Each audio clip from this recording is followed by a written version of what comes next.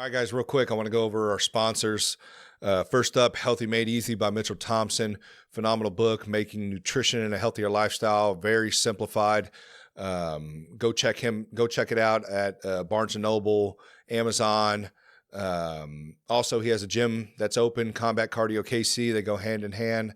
If you're trying to meet fitness goals, trying to have fun workouts, that's the place to be. They'll get you right over there. Next up, Yup Strength. Love the smelling salts. Love the pre-workout. Best tasting pre-workout I've ever had. The smelling salts are a hit with everybody. Really does wonders for you during the middle of a hard set. Love what he's doing over there, John. Doing a great job. Our last one, Jit Head Athletics. Jeremy, he's doing a great job with that company. Rash guards are fun, good material. They're doing cool stuff over there. All the TBAP merch is over there. If you guys want to help support the show, I greatly appreciate it. We got rash guards, t-shirts, head on over there. It really helps get the name out. So yeah, thanks again to all our sponsors. Thank you to everyone who watches and listens to the show. Please, if you could, like, share, subscribe. It really helps out. And yeah, we'll get back to the show.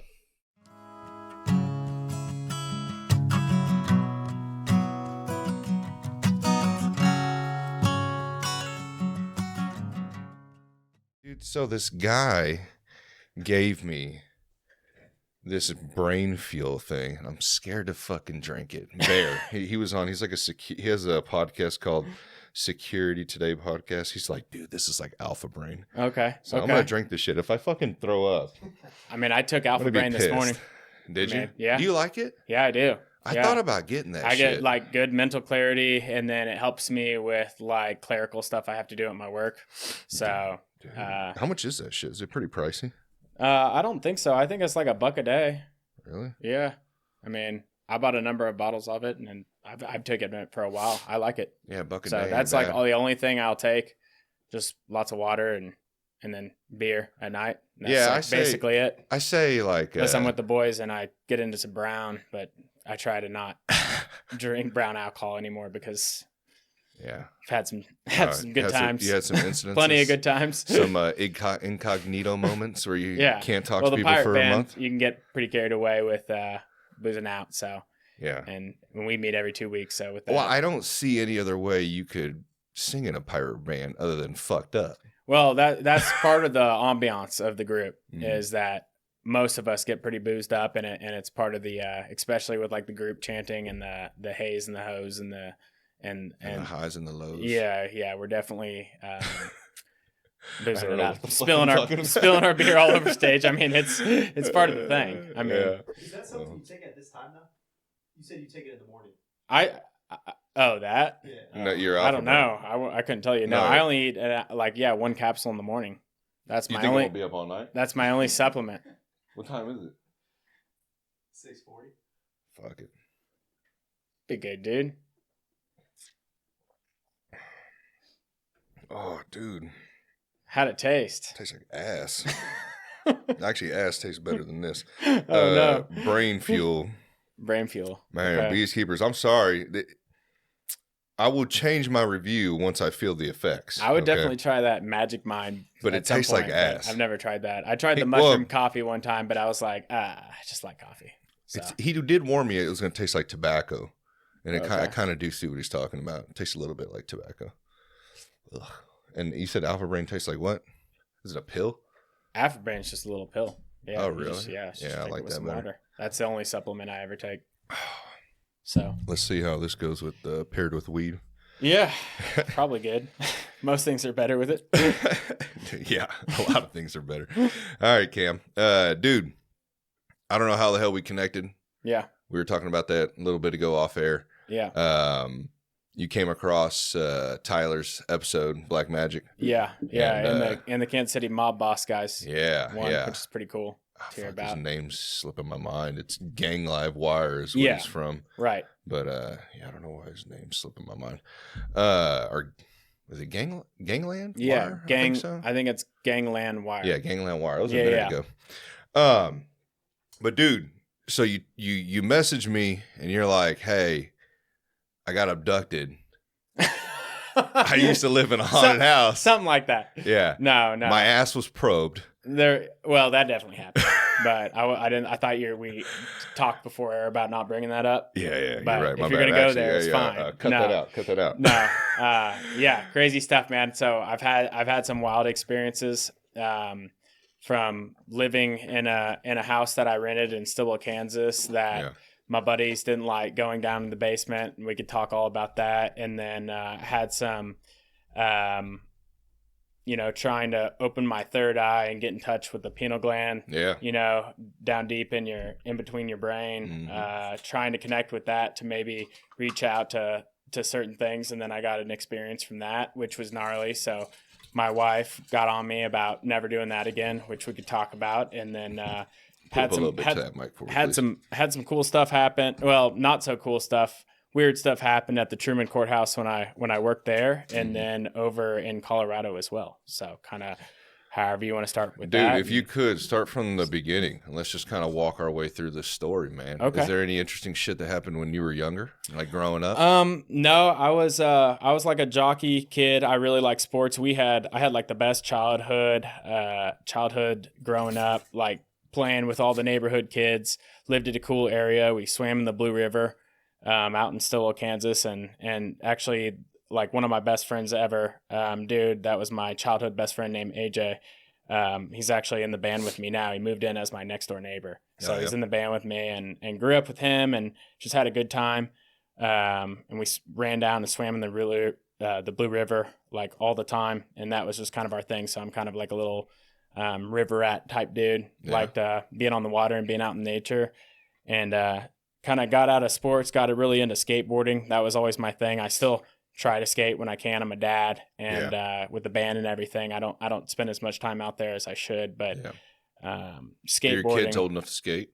Yeah. So my son is 8, and my daughter's 6, and nice. My son, I've got him on the skateboard quite a bit, but he's not like super. He doesn't really have a passion for it, so he's wanting to do other things. Then my daughter will probably end up picking it up, but she's into her own things right now, so. That's kind of a hard balance, is kind of letting them find their direction, but you kind of got to steer them a little bit. Yeah, if there was anything I really want to do is at some point I think it would be cool to put them in some jiu-jitsu just to try it out, and I think that both of the kids would be really into that. But my son likes fishing, which is cool because behind the house there's a lake, so I could just walk down and go fishing anytime. And that's dope. Got a boat out there and stuff. It's cool. Yeah, I think you get your kids for sure at whatever age into jiu-jitsu, but I always feel like when they're a little bit older, it's better. Yeah. Like that 10-ish area. Yeah. We put my son in baseball, and I don't know. It was a really interesting experience. Yeah. And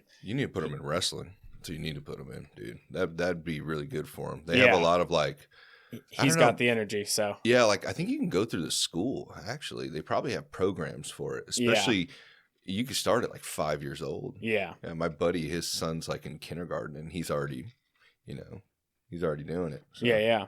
Mm-hmm. Yeah, so, but skateboarding, I met Gabby, so my wife now, she's super rad. She was kind of like my middle school sweetheart. Yeah. And dated her for a while and started jamming with my friends always, because I grew up a drummer, so I jammed with my brothers and stuff, and played in a bunch of no name bands, just having a good time with my friend group and kind of growing up, and then I got into the stunt riding. So that was kind of like the adult chapter of my life after partying and having a good time all in high school. The next thing was motorcycles. Did you ride prior when you were younger? Yeah. So my dad was pretty rad. He was super hardcore sports guy. Yeah. But he bought me a dirt bike, and he bought himself a dirt bike at one point to try to do something, and ended up basically busting his ass and being like, I'm selling my bike. Yeah. But we had a little thing there. It wasn't something that was in my family. But it was something that some of the neighbor kids had done. And I was pretty ass. So I wrecked a number of times and never really grasped the concept of jumping or doing wheelies. Yeah. And actually dude, I wiped out one time so bad. I used to hop, on a street, how there's the ditch on both sides, kind of like this action. Yeah. So I'd ramp off this side and then I would land and like do a wheelie and then like try to put it down. And one of the hardest hits I ever had is like I was showing my buddy Sam, and when I saw the two trees, I was real close to this one, but instead of trying to like ditch the bike or anything, I just sped up to try to like pin it to win it. Yeah. And dude, it freaking clotheslined me and my helmet flew like 30 feet. I slid clear across the ground, hit my head real hard and totally blanked out. And Sam came over and shook me and like thought I was dead. And dude, I got up and I was like, nah, I'm cool, man. And like we started talking and then I just went over again and just and totally blacked out from that. So I was pretty ass at riding dirt bikes. I didn't really like know what I was doing. That was like middle school time. So I was it was middle school. I For mean, sure. dude, I was stupid. First time, dude, I think I was like 14 when I rode my first dirt bike. And I knew it had gears, they told me, but like I didn't understand the concept, because I didn't really ride manual or drive manuals. My car was an automatic. Yeah. So like I didn't know how powerful first gear was. Oh yeah. And I get on this thing and Goosed I just it. fucking launch it, dude. And it just goes like 100 yards, bro. I knew you were going to say that. And I just busted my ass, though. Just like fell back, fucking busted my head, dude. I was like, fuck. But then I did get the hang of it later on. Yeah, it was pretty fun. But then I didn't ride until that was only like maybe a couple years. And then I didn't buy a motorcycle until I was like 25, 26. Gotcha. So I went a while, dude. Gotcha. That was fucking weird, bro. Like my first bike, fuck, I was scared as shit, bro. I just bought a brand new bike for my first bike. Yep. I was like, wow, what am I doing?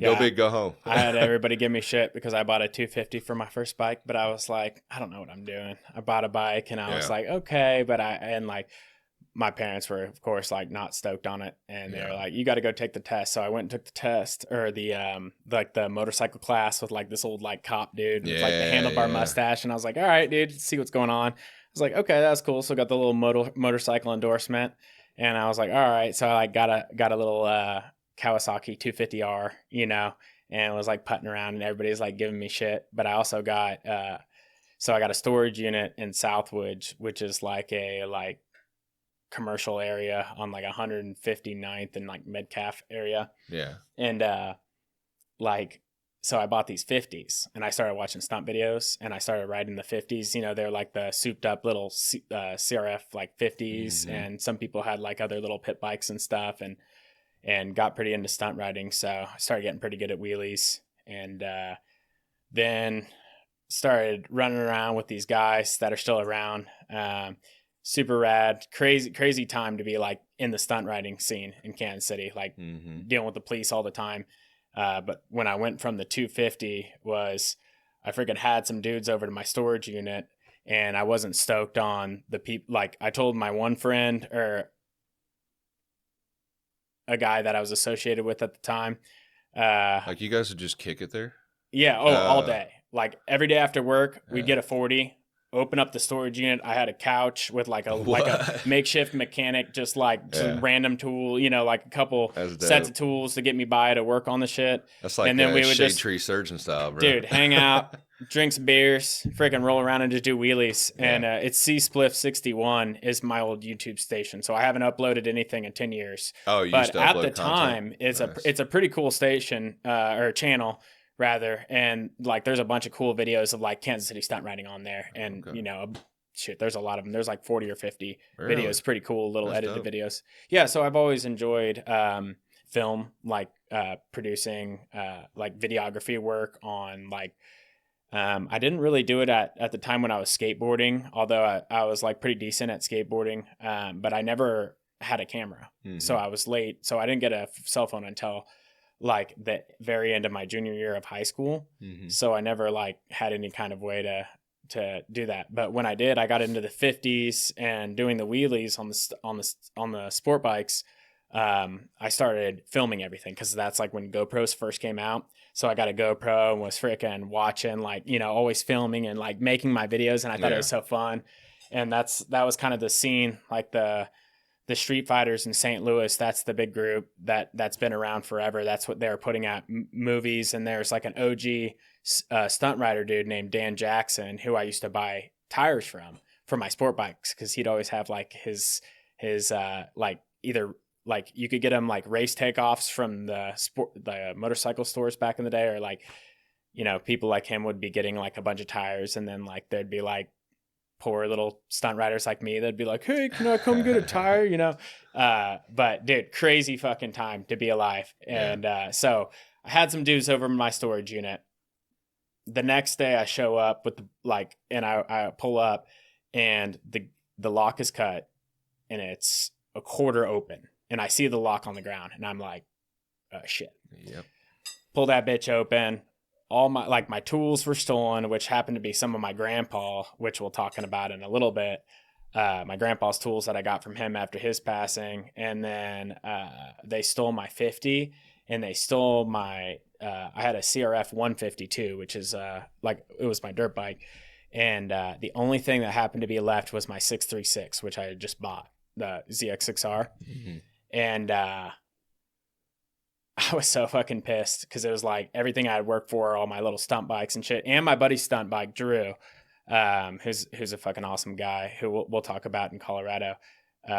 His shit was stolen too, so I felt super terrible. But from that point on, I went from little pit bikes to all I had was a 636. Mm-hmm. So that's when I really got into stunt riding, when I transitioned from a 50 to sport bikes. Right. So from the sport bikes on, it was like 4 years. I lived between Hillcrest, which is like Grandview Triangle area, and then I lived in on Warnell, 88th and Warnell. Mm-hmm. And that's where like the crazy shit like went down, man. Like, so my roommate at the time had this spot, and he needed to fill this tenant that was leaving his old roommate. So I moved in. Will, who's a really rad dude I still am friends with today, he's a really good guitar player, mm-hmm. and I was a drummer. So our living room was just a band space. So like every night I'd get off work, we'd come home, and he would just rock some just nasty riffs, and we would just play whatever songs we wanted, and I'd rock the drums because I'm a drummer. And we were having the best times. And from there, I could pull out of my driveway and just go right down and take a right. And on 85th Street, there was a crazy shop at the time called Accelerated Inc. And cool dude named Sean Nubens ran this place, and it was a tattoo shop, but it was a stunt riding tattoo shop. So like dudes that worked there, like Sean and my buddy Drew, who the Colorado dude who gets married in Colorado, where I have some weird encounters, like stunt rided every day. Mm-hmm. Like we just rode motorcycles every single day. What do you mean by stunt riding though? What do you guys do? Yeah, so we do wheelies a lot. We do drifts. We do rolling burnouts. So you guys like racing or anything too, or no? No, but like some of the dudes, there's another group that was like also stunt riding at the time besides these guys, although Sean was tied in with them, and it's like the Block Stars. So they're like the big, like this dude, Brennan Foreman, is insane. Like this dude has like some crazy ass stories, and he was sponsored by like Buell when he was like, it was like 15, 16. He was already doing stunt riding for Buell and back in the day. And this dude is the most talented street rider maybe in the world. Like there's a lot of other gnarly dudes, but Brennan Foreman of Kansas City is a fucking OG. Right. Now, he's kind of a crazy bastard. I like him, but that dude and what he's put out, and I don't know what he makes off of his YouTube shit and all the videos that he's put out, which a couple of them I'm in, but good for him. What sets him apart?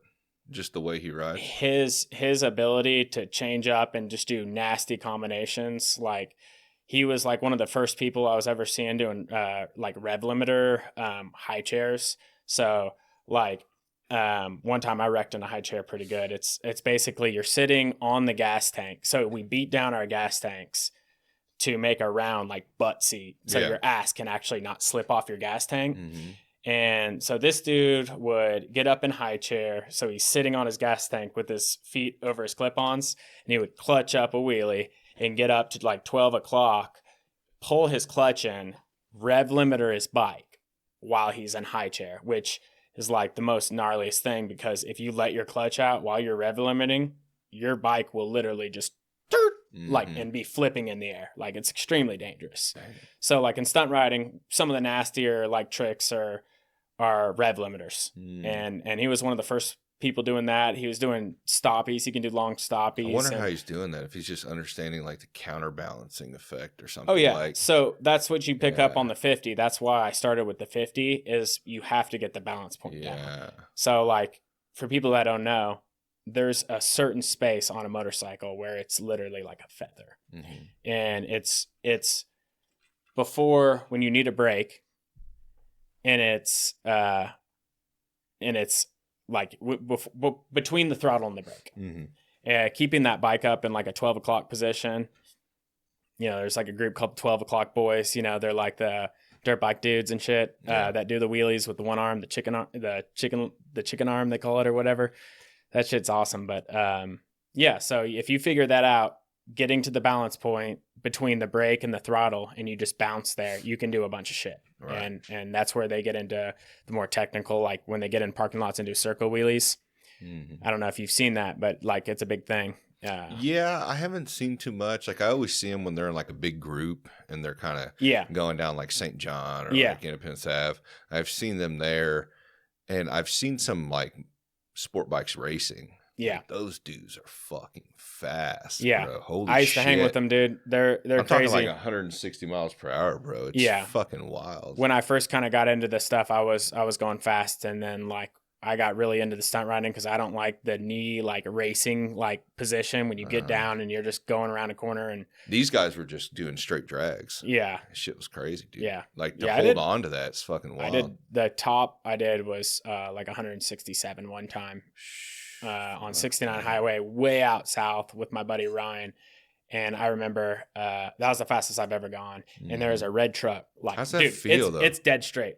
It feels like tunnel vision, exactly like all the because like I've the movies and everything. Like 110. That's Dude, it's stupid. You know, and that's like on my street glide in there. You don't feel it. Yeah, but I couldn't imagine on like a 300-pound bike. I did a $155 in a Mustang, and that scared the shit out of me. But I wasn't driving it, and I was like, "Oh my god! Like, if this dude does anything, like I'm toast." Dude. I gotta try that once, though. Dude, I don't know, man. Like, but 165 miles an hour. It was like 167. Rock, and I seen it was dead straight, wide open, clear day. I mean, as safe as I could be, even though I was an idiot then.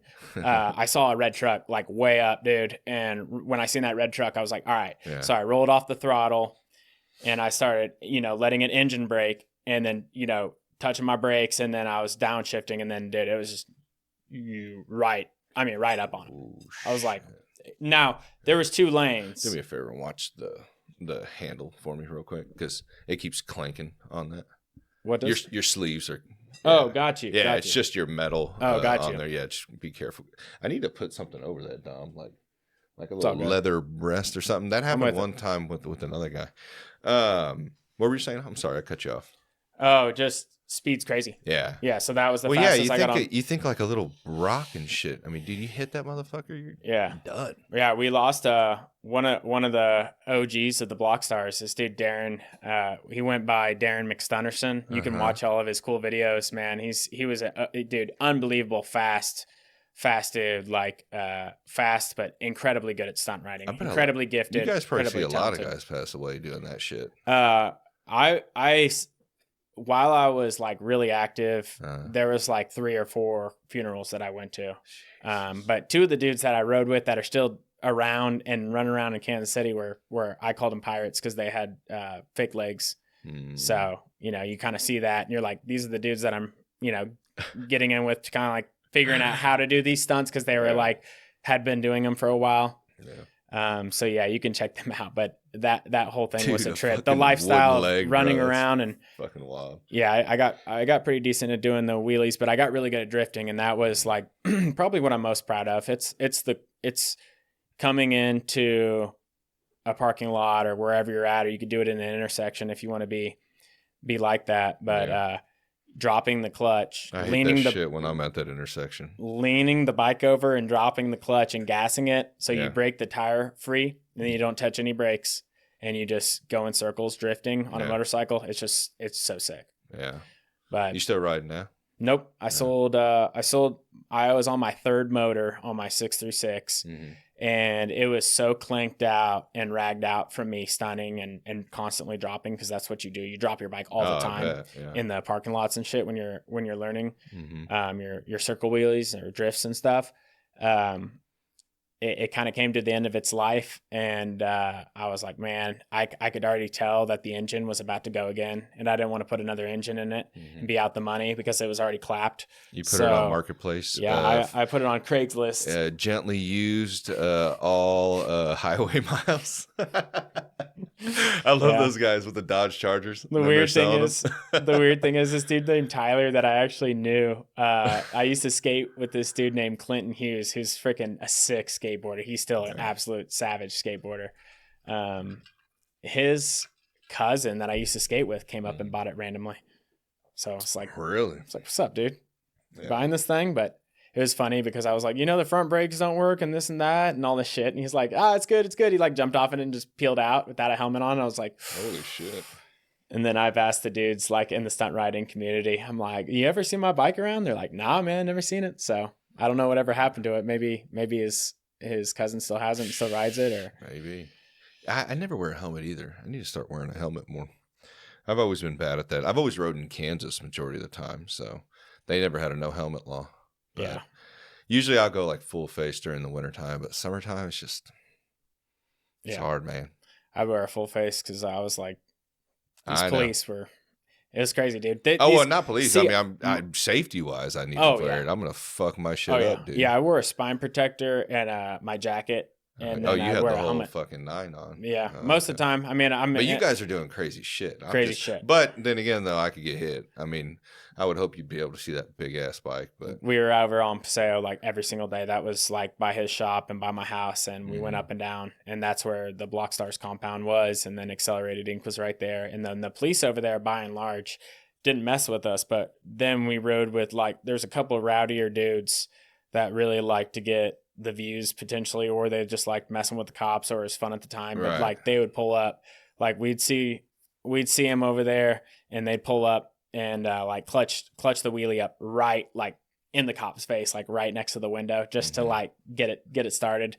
And then it would be like them doing the wheelies with the police chasing them, and then like looking at me and looking at everything, and we do those guys get away a lot? Oh yeah. Yeah, I feel like they do. So I feel like they do, bro. Oh yeah. I mean their whole thing, not my thing. Yeah. Which, but I had a buddy, he's like, never stopping a bike. What the fuck is their wrong whole with thing you? is their shirt says I don't stop for cops with a big stop sign like on the middle of their thing. Like shit. that's always been the Block Stars thing. And like all their videos on YouTube are like a bunch of them are, that activity of running away from the police. And stuff. I wonder who has like the most. It's crazy. Let's not name any names, but I wonder who has the most. We'll talk about that off air. Yeah, that's good wild, times. dude. So you turned it in. Why? Just because you had kids? Yeah. It was clapped. I didn't want to be like getting killed out there or like, so I had I was a member of the Optimist Club, and there was a cop there that I kind of befriended and kind of got to know. And then there's like dudes that I was in the lodge with that were law enforcement that are chill. What's an Optimist Club? What is that? The Optimist Club.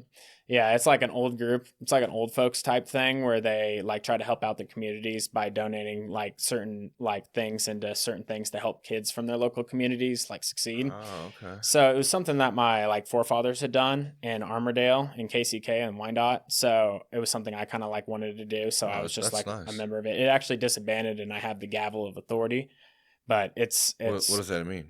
It was like the president would hold the gavel to wrap the gavel to conduct the business. It's kind of like how a lodge is too. And Freemasonry is that the master holds the person of authority holds the gavel to initiate whatever business they want, or you can open and close the meeting by that. But yeah, so super formal. What were we talking about? What was it? KCK. Oh, I was asking why you stopped riding. Oh yeah. Sorry, we smoked a little bit before we started. Yeah. Yeah, hitting us a little bit. The bike, all right. Hang in there, dude. Hey, you want a fucking brain fuel, bro? Hey, we got a second brain fuel over there, dog. No, you let me know how it is, and then maybe next time we talk. Hey, I feel like I'm doing a lot better than you.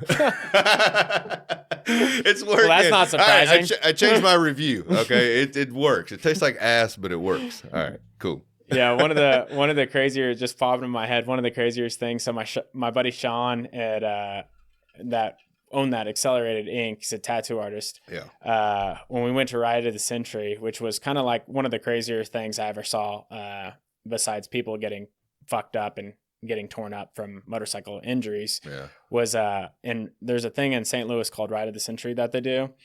And that is like pretty wild. So if you're like friends with some of the guys there and the Street Fighter guys, you'll do the hood ride before, which is like the day or two before they do the big hood ride for like a lot of the less bikes, and ride all through the hood there. And then the big ride is the Ride of the Century, where they go through this big St. Louis loop.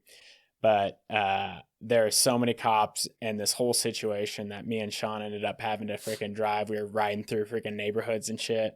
Freaking parked our bikes because all the police helicopters were buzzing around. Yeah, allegedly. And right? there was like this area where the stunt riding was actually like legal, where they were doing it in a parking lot that they had discussed beforehand.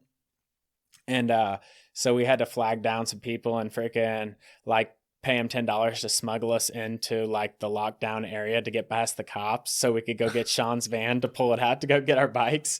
And I don't know, it's pretty hilarious, but there's a video on that C-Split channel that shows that ride. And that was one of the wilder ones, man. There's a bunch of like people from all over the United States, like the Guru stunts and all the Street Fighter guys and dudes from Cali and Colorado and all around the world. And I guess they're still doing it. Since I've dropped out and sold my bike, I haven't kept up with the stunt riding scene. How long have you been out of it?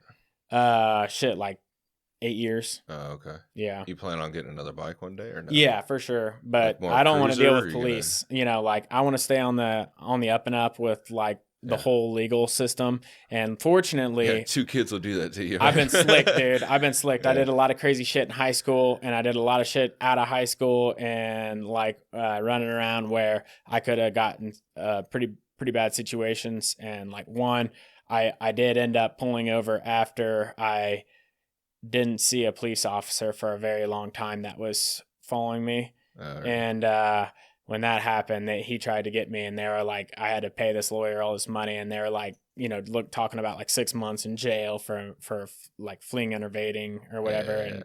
And that was kind of like a, I don't want to go to jail. The dudes that I was all around were all going to jail. Yeah, I got one of those. I had to pay for a pole after that. I fucking ran into a fucking pole, bro. Knocked the whole light pole over. I was so pissed. It was in the morning too, bro, like 6 a.m. I'm like, what the fuck am I doing?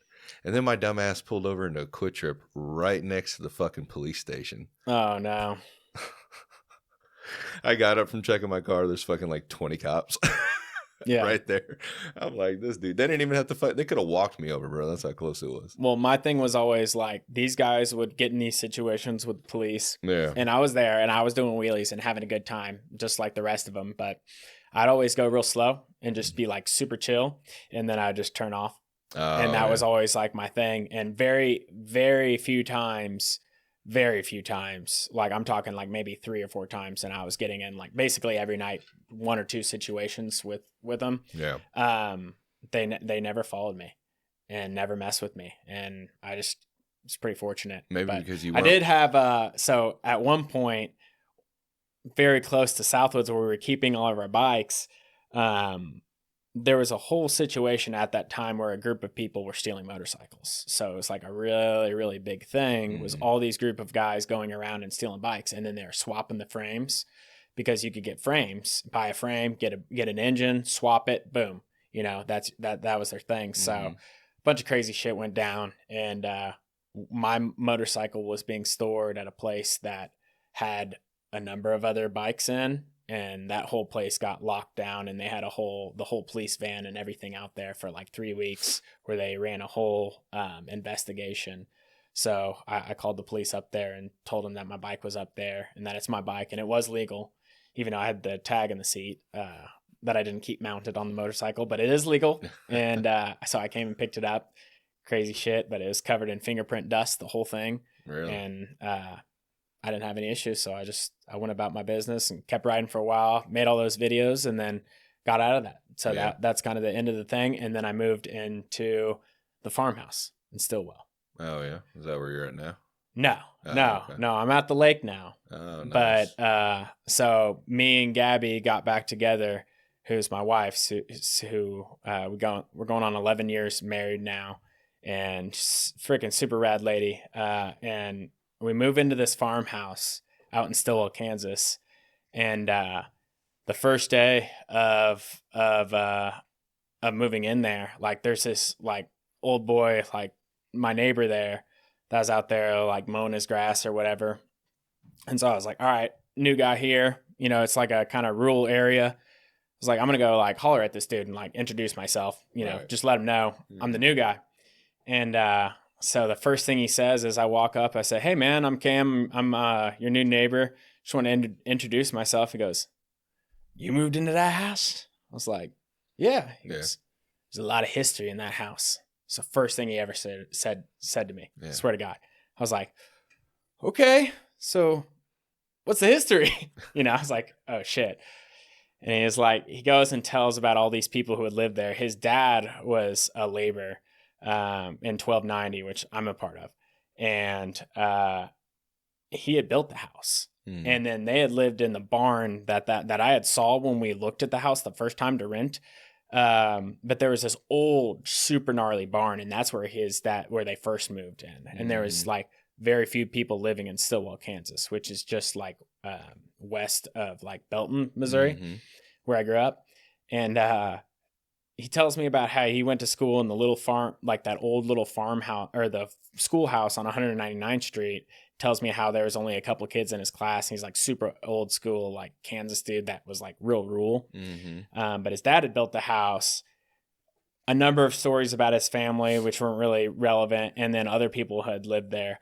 But then he told me that about the dude that lived there before me. So this is, he tells me that this guy that lived there literally right before I moved in lived there with this old lady, married or unmarried, I'm not positive, but his spouse, I think it was his wife, and they had marital issues, and it had got like crazy a couple times where she had came over to his house and let him know that like he was a danger to her or whatever, gnarly stuff. And then the last time before she moved out, she ran over in her underwear and was knocking on the door like, Don, help me. And then he comes out and the dude was running across the yard with the shotgun. Oh shit. Yeah. So that dude, when he saw his girl talking to Ron, I think it was Dawn. Dawn was like, you know, whatever, comforting her or saying like, what's going on? He ran back into the house and then went in the bathroom and then fucking shot himself? Yeah. God damn. Yeah. Well, because he thought she was fucking with the neighbor? No, not at all. Oh. It was just like they were having a situation and she ran over to get somebody to help. And then the dude was like, all right, I'm just going to go take my own life. You think he was going to try to take hers too? I don't know. But I think he was really mad and there's really no reason a guy should have a shotgun out, you know, and having a discussion with his wife. No, for sure. That's what I'm wondering, if he was trying to kill probably her, something gnarly, you know, super gnarly. Murder, suicide shit. Yeah. So I'm like, okay, that was weird. A funny thing with it is like, he told me, he was like, he told me my yard was a 4-beer yard. I was like, I don't know what that is. And he was like, well, you know, you judge every yard by how many beers you drink mowing it. So that was like his always thing. He was always talking about like the neighbors' yards and like 5-beer yards and 4-beer yards. And like, I don't know. It's just kind of a funny thing. Cool dude. Really rad. But so, yeah, so that happens. And I'm like, okay. Immediately I make the decision not to tell my wife. And she was my girlfriend at the time. And I was like, this is pretty gnarly stuff. Like it's a pretty, heavy thing. So like, you know, probably there's no reason to like have this discussion with her, I'm thinking at the time. So I go back inside and I go and sit down on the stool and like, I'm just kind of looking around and thinking, and I can clearly see on the ceiling above me 3 like big, like holes that had been patched with like mud, like Yeah. DAP, like drywall repair, Yeah. you know, mud. And I can tell that it's like not a perfect ceiling because there's like these 3 spots, and I'm immediately thinking like buckshot. You know, I've done some hunting, you know, like buckshot, like a 12 gauge shell or something. So I'm like, okay, like that's what's going on here, but kind of like shake it off and not really a big deal. And so moving forward, I have a group of friends of dudes that I've played music with for a really long time, and they'd come over, and there's a funny video on YouTube, the 80s party of the band at the time I played. And we were like, my buddies were so weird about the basement. So like something about the basement was like super gnarly, and it was just like really off-putting. Yeah. And so Like the type of energy that you guys felt down there. Yeah. You get those goosebumps. yeah, so like one of my buddies would like run up the stairs. You know, like when you would like go up, like it was all concrete, super dungeony. There's like snakes down there and freaking spiders, super gnarly and old. Mm-hmm. And it was so wet down there that I put a bunch of pallets down and then just put plywood on the pallets to like have a stage so our equipment wasn't just like in the water, because it would just like flood down there real gnarly. Right. And so my buddies were always tripping about it and always weird about it, and I was always laughing about it. And then like that's when things started getting like a little weirder. So my wife, or my girlfriend at the time, Gabby, was like, started like talking about me leaving the drawers open, like the casework drawers, like where you put your forks and stuff in your kitchen. And I was like, I don't know what you're talking about, these drawers, like, you know. And so like I was like starting to like take note, like when I go in the kitchen, I'm like, I'm gonna leave these drawers like closed and not leave the doors open. But so many times the doors would be open the next day. So eventually we like kind of like started picking up that, you know, the possibility of this, maybe there's this guy or something that's happening in this house. The reason that people are weird about the basement, found some bones in the walls that was a little questionable what was going on there. Like and human like bones? no, like little like chicken bones and stuff that Gotcha. like, I don't know if there was some weird things going on there, but the guy's kind of a weird guy apparently. But anyway, so at this point I'm like getting kind of into like, you know, reading about the occult stuff and, you know, becoming a Mason and doing all that. It was just kind of an interesting time. And I watched this deal on this. I started looking at this like Stephen Greer stuff, that guy that's like the CSETI guy, who's like the guy. It's a group of people that like monitor like alien stuff going on. I feel like that name sounds familiar. Yeah. Has he been on a podcast before? Oh yeah, a bunch. Was he on Lex Friedman? I don't know about probably, but I think he's been on Rogan. But Okay. yeah, I've heard it's that like name. an acronym, CSETI. It's for like the they monitor and track like different experiences that people have with UFOs. And then they also, what really I found was interesting in his movie, this serious movie about this like supposed alien that they found in New Mexico, they sit in circles in sod farms and they use their pineal gland to tell the alien to show up. And when they do this, they have all this footage of a saucer on like a 45 flying around, like these things in the sky. So they started just doing this. And I was pretty like, I have this scar on my head of like the chickenpox scar, they say, which some people say is like connected to some sort of like indigo children, or for some reason you're maybe more in touch with your pineal gland or have like a better connection to like subconscious or some sort of thing like that. So I'm driving home from work to my farmhouse, to that house I was telling you about. And the whole time I'm driving home, this is after I watched this stuff with Stephen Greer, I was trying to harness my pineal gland's energy to connect or communicate with extraterrestrial. What were you doing to harness that? I was just thinking, I was just focusing on it and trying to manifest it. So I really thought hard about it. I really focused in on it. I just locked in because I was curious. And I really like just put a lot of mental emphasis on trying to tell whatever's out there potentially flying around to make itself known or do something, you know? So I get home And my normal routine at the time, I had 2 really badass dogs. And my routine was like, get home, greet Gabby, say what's up, get the dogs and go for a walk. Mm-hmm. You know, live out south. There's nothing to do besides bonfires and parties and walking the dogs and hanging out. So I freaking get out there, forget all about it. Like I kind of like got home and that was kind of that. So I get in the house, talk to Gabby, go get the dogs and we start going for a walk. And right there, take a left out of the house right there. It's like 171st and off Kenneth Road in Stillwell, Kansas. I looked up in the sky and there was 2 flying objects that were ovals spinning on a 45. Exactly how they described it on the stuff I had been watching, like identical. So these 2 things fly in unison, like together, like this. Now they're kind of just like this, and they're kind of like this and this. And I'm like, Gabby, what is this? I'm like staring right at, and she looks up. She's like, oh my God. Like, I don't know. What do you mean spinning on a 45? Like, can you kind of describe that? Yeah. Like, so I guess I don't have a pin here. So like that, like a 45-degree angle. Oh, okay. Yeah. So and it's an orb spinning on that, on an oval. An oval, like this is what I see. Spinning on a 45-degree angle. From where I could see, it's just like a white, kind of like a lighter skinned oval. Throw me a pin real quick, please. Sorry, I gotta fucking see this. This is bothering the shit out of me. Yeah. I got you. Oh shit! Look, you got everything in that jacket, dude. Oh yeah, I come prepared, dude. He had an itinerary. Yeah, look. Stickers. This is like 45-degree angle. Okay. And this is like the object. So yeah, hold it up real quick in front of that camera. Yeah, it's literally like something flying. Yeah.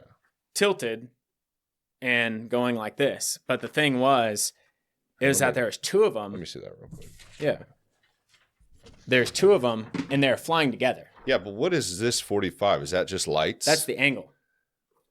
So, like, when you cut Oh, so that's how it was flying, at a 45-degree angle. 45-degree angle, like that. Okay. Yeah. I'm imagining, like, some sort of rod, a 45-degree rod coming out of the orb.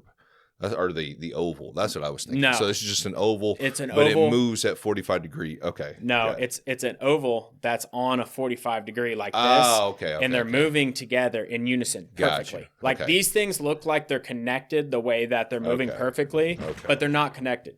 Okay. Gotcha.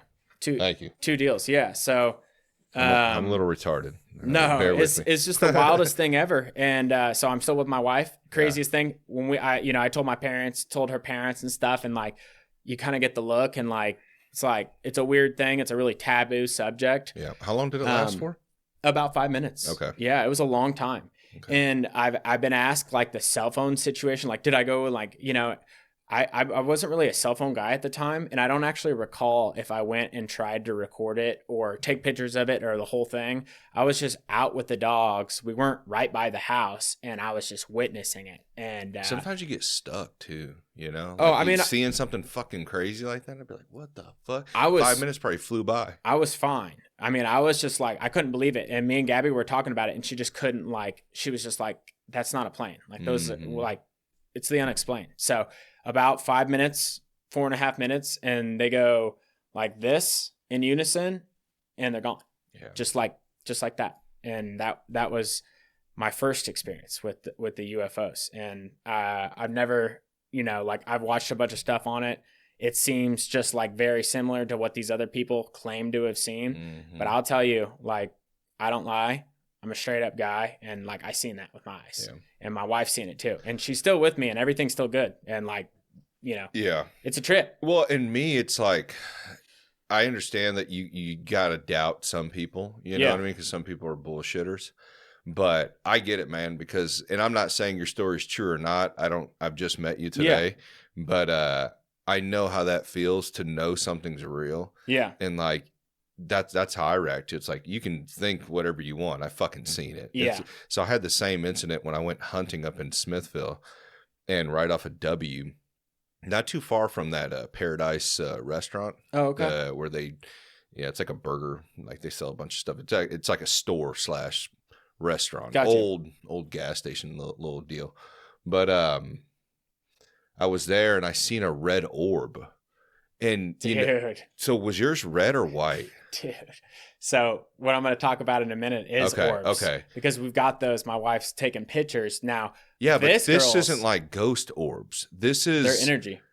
Well, this was I don't know, bro. I seen it from fucking 200 yards away. Oh yeah. So I'm sitting in a tree stand. I'm like 15 foot off the ground, and I look over and I'm like, what is that? I thought it was a radio tower for a sec.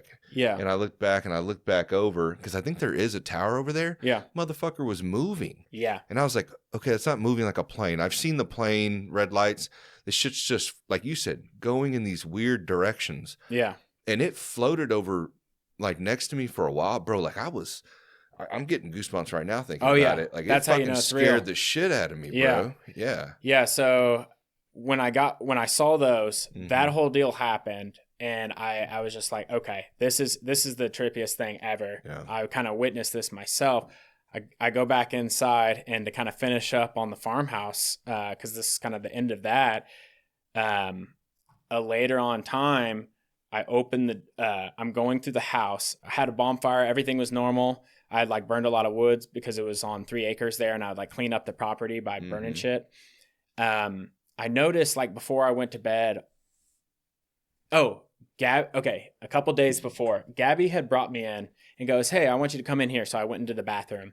She goes, "What's that?" And she points, and behind like the door where the hinges are, like somebody didn't clean the dude's blood off the wall. Very good. What? So the dude's blood's on the wall, like kind of against the wall in the corner of the bathroom. Like stained? Yeah. And I told Gabby, I was like, oh, like you take like WD-40 and you like spray on the hinges and like, the rust kind of like flicks around. Right. But I was immediately thinking, I was like, oh, that's kind of gnarly. So I cleaned it up real well. I told her I'd clean it, dealt with that.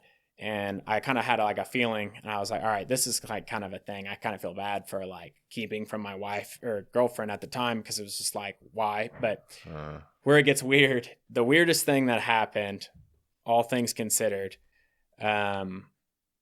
is I came in from a bonfire one night, and when I was kind of cleaning up in the bathroom, brushing my teeth, getting ready to go to bed, I noticed that there was like a handprint, like coming out of the bathroom of like this hand, like red, that's smeared. But my wife's a painter, so I was like thinking that there is some weird, and she like sometimes she does paintings and she'll like wash her painting in the bathroom, like to like wash some of the layers off, and then she puts layers on top of it. And so I was like, okay, it's like some like, and then the next day Gabby's like, hey, like, did you cut yourself having a fire last night? Like, what's that big bloody thing? And like, so I go in there and I start getting like, you get the spidey senses, and you get like the hairs in the back of your neck that stand up. And I started looking at it, and I get this like feeling of like that I know that it wasn't me and it wasn't her. And it was dude. This wasn't here though prior, right? No. When you had seen the stain on the wall. No, I saw it the night before, and I thought it was Gabby. But then when I was like, either talked to Gabby before that, where the blood was, where you thought was the hinges, it could possibly be. It wasn't there, right? That was just a blood spray on the wall that I already cleaned up. It wasn't there at the time. Okay, but it was in the bathroom though. Yes. And you didn't see the handprint though at that time. No, the handprint was new. We would have noticed that. It's the bathroom door swung out, and this is a handprint of somebody walking out of our bathroom with their hand covered in blood. And so I go in, she tells me about it. She tells me that she wasn't painting. I know that I didn't cut myself on the fire. So I start getting this like real strong feeling of like emotion that I know what it is, but I'm scared to like actually come to terms with what it is. And so I go in there, and I have pretty big hands, and I look at it and I can tell they're not my hands. So I put my hand on it, and like, it's a smaller hand than mine. But Gabby's, my wife's small. She has small hands. Yeah. They're not her hands. So this dude somehow manifested, I believe, in my bathroom, this scenario thing again, that like this happened to him, and he came out and somehow he put his like stuff on the door coming out of the thing, and there's no another explanation. And moving out after the whole thing, I've lived through this whole thing with him opening the drawers all the time. I think like maybe he was trying to tell me at the time that he is like I think he's still in that house in spirit. And I think he wanted to like apologize to his wife or had some like needed some sort of closure that I never gave him because I was just kind of a younger guy and I didn't really know anything about ghosts at the time. And, yeah, so that was kind of the end of the farmhouse. Is the day we moved out, I pulled everything out and we were literally, there's nothing in there. And I turned to my wife, or Gabby, my girlfriend at the time, and I told her, I was like, so you want to know the history of this house? Mm-hmm. And I explained the whole thing to her.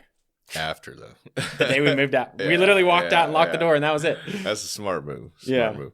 All right, dude, I have so many fucking questions right now in this story. One, how long before you moved in did he kill himself? Oh, he was there right before. He was there. He was living there right before we moved out. Okay, so this wasn't like sitting on the market for 5 years or anything? Okay. No. Okay. This dude, David, had bought the house, and it's on a 3-acre lot. It's like a piano key lot. It's real skinny, but it's real long. Right. And he wanted to put a house on the back acre and connect the road because there's a road like clear back there that he could potentially build a driveway to and build his dream house back on that property. But he was renting it to me. I had chickens out there and stuff, and a cop came out and shot the one of the chickens one time. It was kind of funny because the neighbor's dog came in there and killed them all, except like the OG chicken that they had Petunia or something. Why did like the that. cop have to go out there to shoot it? Gabby called me and was like, I was at work and she sent me a picture and there was a husky in the chicken coop, which was the guy who owns the house. It was his chickens, but we split the eggs, right? Because I'd go in there and take the eggs some days and he'd go take the eggs. But the dude, Gabby sent me a picture of a husky with blood on its face inside the chicken coop. I was like, oh shit, I'll text David. So David went over there. The husky had got out by then, but there was only one chicken left, which was like the OG chicken. And it was sitting there like twitching, like barely alive. David didn't know what to do. So he called the cops and this cop came out there and was like, just shot there's one thing to do. So he's what the fuck? You could just cull it real quick on a broomstick. This dude's like, fuck it, boom, oh, shit, just dude, fucking blows his head off. My Jesus dad's friend, Christ. the Brown family, that dude used to wring their necks. Like when I was a kid, I'd see this dude grab that chicken by the neck and just. Oh, I hate that, bro. Dude, it's I've crazy. seen videos Or he on YouTube of that shit. Chop their heads off and drop that body, and it would just land on its feet and take off running. Yeah, like dude, when you witness that as a kid, it's like whoa, you know. Yeah, I have chickens. I kill them humanely, you know. Luckily, I've only had to do that once. But yeah, I watched on YouTube dudes like doing this shit and throwing it.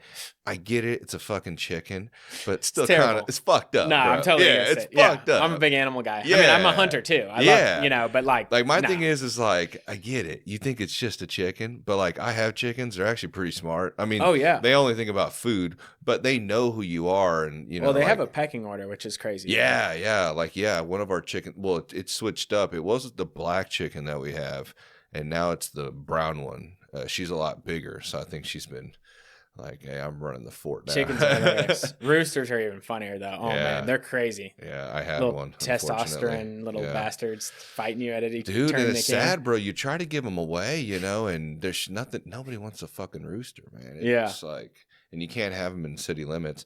That's the shit that pisses me off, dude. I buy them from these places that say like 90-something%, like they'll be hens, and then. How the fuck was I the lucky one to get a rooster, you know?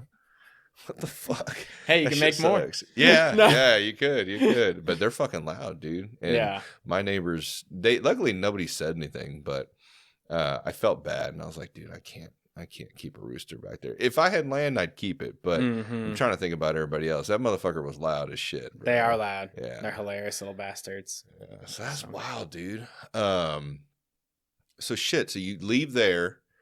Okay. I moved to Belton and then I started working at the Truman Courthouse. Okay. Which is another kind of a trip. So the Jackson County or the Truman Courthouse is like that thing right there or there on the Square of Independence, like right in the center of the square. Mm-hmm. And like that thing has like stacks of the old building like down inside of itself. And that whole place is old, isn't it? Super old, like dude. Brick roads and bro, shit. Like, so do you ever play the Oregon Trail growing up? Yeah. You know that starts from that building. Oh, really? Oh, yeah. So, well, yeah, they say Santa Caligon. Yeah, because Santa Fe, California, Oregon. Yeah, I have this documentary that was made here in Kansas City. It's called the Santa Fe Trail, Right. and they said on that documentary, actually, one of the guys I interviewed, Gene Chavez, he was on it. I had him on. We talked a little bit about it, but yeah, it's they say it started in St. Louis, but it actually they said it started in Independence. Yeah. I believe that's what they said. They from all what I three of remember. them. Yeah, California, Oregon, and Santa Fe all started from that building. So Yeah. that building is like super historic. Why that building? I wonder. Dude, That's it was weird. the hub of so much was Independence back in the day. It was like a Really? really popular spot for Americans going west and traveling around. Yeah. You know, it was like a launching point. They could get a bunch of supplies and trade stuff. route. And Yeah. so that building was a trip. So basically I worked there for like 8 months. What are you doing there? I was a laborer. We were remodeling it for Truman's. Okay. It was one of your projects. Yeah, it was okay. rededicated. I can't remember how many years after Truman had the last big renovation that was done back in the day, because he was the presiding judge there prior to him becoming the president, the 33rd president. Uh-huh. And he has a room in Excelsior too. Oh, really? Isn't that him, Truman? At the he lived in Independence. He had a house there. No, But that haunted hotel out there in Excelsior Springs. Oh, really? Yeah, I fucking stayed there. What the Oh fuck shit, is that? that's pretty sick. I wouldn't know. Do you know what Elms. The Elms? The Elms, yeah. Gotcha. The Elms, yeah. I stayed there one night, yeah. And they have a whole suite. I think it's called the Truman Suite. Really? Yeah. That's yeah. sick. I might be wrong on that, but I'm pretty sure. Yeah, he used to play cards like where I live now at the lake. He used to hang out right across the cove. There's a really cool, neat house that he used to play cards in and stuff. And Really? he was a man of the people. He was around town and stuff, and a lot of people like him. Some people don't like him, but either way, he's a historical figure. And Yeah, that's dope. so I started working there, and I like history a lot. I'm a big fan. It was really interesting. So I'm like kind of excited to get this project going. And then the dude that kind of took me under his wing to show me how to hunt, because it's not something I did with my dad growing up, and I wanted to learn. He called me, and we had a really good relationship. He's retired now, but really good dude. He's still around. He lives in McLeod, but he's like, dude, wait till you get a load of this place. He's like, dude, this basement's going to freak you out though. I'm telling you. I was like, what's going on down there? And he's like, oh dude, just wait. So I had to be the first guy on the job. So I'd unlock the building every day. Mm-hmm. We had some thefts happen throughout the project. So we had to put up these like squealer things that set off a real loud like alarm. Mm-hmm. So So every morning I would go through, unlock all the doors so the trades could get in, and turn these squealers on. And there was this dude named Niall Jones who was the longest like running inspector for the city of Independence. He's retired now. Actually, I think he passed away, because I feel like I remember seeing that. But dude was crazy cool guy, bone sober his whole life, just like blue collar, random older guy. a cool inspector, those are hard to Yeah, find. well, he was a chill guy. You know, he was like a straight shooter, and he Yeah. didn't like do anything ridiculous. He watched us. He's constantly inspecting our work, but he was reasonable, easy to Yeah. get along with. And as far as inspectors go, I've met a couple like them. This They're guy's- unicorns. Though. yeah, seriously, this guy was a unicorn. So Yeah. the reason I just bring up him was he told me, confided in me, and he said it in front of John, is sober his whole life, never had a single thing ever happen to him paranormal. But when he was walking to school, which was Fort Osage, way back in the day in the late 50s, Mhm. late 50s or early 60s. I think that was like in the 57 or something when that one opened up. But he told me that he walked up and he saw a cop sitting in his car in the middle of the street, not moving. And when he walked up to the cop and looked into his window, he was like, "Sir, everything okay?" Because he was like, "What's this dude doing?" And the cop was looking up and had his like mouth on the floor, like wide open, and just goes like that. And he pointed up, and there was a UFO flying over Fort Osage. Oh shit. Yeah. It That's was wild. kind of a random thing, but he told me that when I was working there, and I was like, okay. I hadn't had any kind of UFO stuff happen to me at that point, because it This was. before? I had worked at the Truman Courthouse before or during when I was living in that house, I guess. Okay. It was around that same time. I was still running stunt riding then, because I would ride my 636 there and do wheelies on the way to work and from, because it was Independence. But anyway, so I go down he tells me that, and I kind of get familiar with the building. Down in by the boiler room in the holding cells, they used to like keep the people in there in the holding cells and then hang them outside, like in the round thing out there for the town to see, like back in the day and stuff. And the whole basement is so freaking creepy, dude. Like, I got a terrible like dread when I first went down there. I was like, oh shit, like this is like a real like heavy place. And there's is the thing still out there in the back? Like, it's in there. Oh, I don't know about the actual gazebo. Is there like a stand out there or some shit? I'm not sure. They need to bring that thing back into commission. I don't hanging fucking pedos from it, bro. Hey, I'd be all for it. I mean, I'm a big fan of that. Yeah, I'll apply for that position. Seriously. So I go down and like I'm kind of checking it out, and I'm like, holy shit! Like the holding cells, like there's like the whole thing was like scratched. People had scratched their fingernails in there in like 1920, shit. And like way back, you're talking like 100 years ago and stuff. Yeah. And this thing was like freaking just been sat down there, just super gnarly. I don't think that had been actively used for many years, but it was just a really gnarly place. Turn that shit into a museum or something. But we started having stuff happen on the job. So so like when I'd go through the original foundation of the original courthouse, which is like, I don't know, you can look it up, probably mid 1800s. This super gnarly old archway. It had like barn doors on both sides of it. And whenever I had to walk through the basement to get from one side to the other side to unlock the doors. And whenever I'd go through there, I had that real bad dread, and my hairs would like stand up on my back of my neck. And I was really like, I don't know, something about walking through that old area was super gnarly. So I have to crawl in the crawl spaces, because one thing we were doing is putting air conditioning, HVAC in the building, because I didn't have it at the time, and an elevator. So we dropped some decks out and dug the elevator pit by hand, got the elevator thing going. And then I had to clear out the crawl spaces for the line setters to put copper like lines in. And there was all this rubble in these crawl spaces. So I had to crawl through like the bowels of this old building and clear out the rubble, where all the old cops used to sit and play cards down in the foundation. They threw all their beer cans up in the crawl spaces.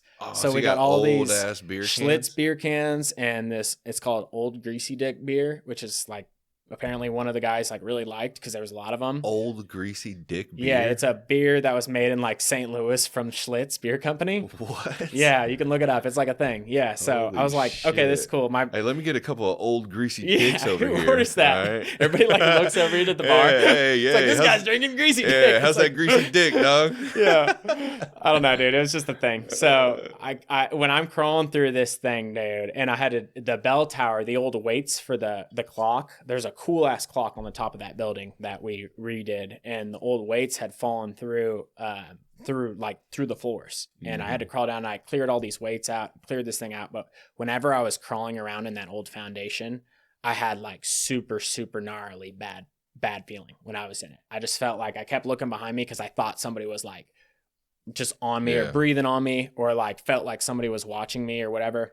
And I was tripping, but luckily nothing happened to me in the crawl spaces. But I get out of there, and then Jeff, who was working for like Van Hoke, I think at the time, he gets in there. Or no, Jeff was the plumber. I can't remember the dude's name. I'd have to ask John. He would know. But the guy's still around in Kansas City, but he's doing the line sets. And then when he's in that same area that I had warned him when he went in there, that I was like, dude, whenever I'm in that, I was like, I'm telling you, I'm tripping in there. Like, I just want to get it done as fast as I can, get the shit out of the way, clear it out, get the fuck out. I told him that I was spooked in there, and dude gets in there, and fucking something latched onto him and grabbed him real strong on the waist. And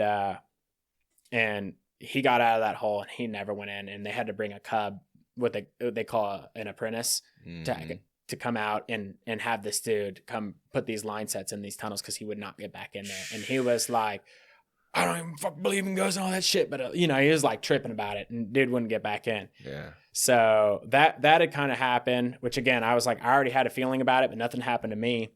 But then we got broken into again. Uh-huh. So, I told you, we put those squealers up to try to like deter crime, and we had cameras up, and we were trying to like keep the crime down. The police station's right on the corner. Like, you could literally like throw a baseball and like maybe hit the police station from the courthouse property. Yeah. But they say most crime happens around police stations. For It's right some there. odd reason. Yeah. Yeah. So I had poured a patch that it was going to get carpet or something. A lot of them. Yeah. Let me change that. Yeah. I'm just giving out fucking just the false facts over here. So the dude had robbed us, but it was funny. Before I left, I purposely poured this little slab. It was just a little patch in for some plumbing or something. And I covered up the little trench with concrete because I knew that I was going to be the last man out and nobody would step in it. Mm-hmm. Dude ran through that night and I got his footprint like perfect in the concrete. Mm-hmm. So he had gone through like not that long later after we had left work. And so we get law enforcement out. We call the cops the next day when we know they stole the electrician's wire and stuff and stole some random shit. And I tell the officer girl that I'm like, hey, I got there, John was like, go show her that footprint, so they could take a picture of it or whatever. And I take her down there and show her.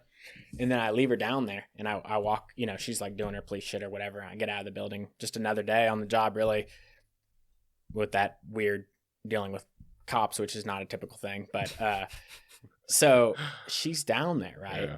This is like very square lady, like butch type chick that was doing her police work, and she's been like a long time investigator for Independence or whatever. Seemed like that type of person. Subaru owner. Yeah, and she's like down there, and next thing I know, this lady comes out freaking running out, freaking sweating, looking like she's seen a ghost. Shit. And I'm like, what the hell? And I turn around and John's like, and she was like, explains to us that when she was down in that old area that I get weird about. And she said that those barn doors, out of nowhere, she got a feeling, and then the barn doors just started going like slamming like super, super hard. Totally spooked her out. And she said she's never ran that fast in her life. So that was kind of a weird thing. And then and the next thing that happened, kind of like of that weird paranormal shit, was I'm upstairs by the Brady courtroom, and one of those other rooms I had to demo all the blinds out, and they were gonna put like new blinds up or something. And when I'm doing that, the door like just absolutely slams, and I was like, okay. And the plumber was Jeff. Jeff was screwing with everybody and was like fucking around with John, our superintendent, and they had their like bullshit back and forth where they were kind of messing with each other. So I'm like immediately thinking that it's him just like trying to like mess with me or something. Normal. I walk over to the door and I like put my hand on the hardware and I like try to turn it, and I turn it and then I'm like getting ready to pull it, but I feel there's a resistance on it.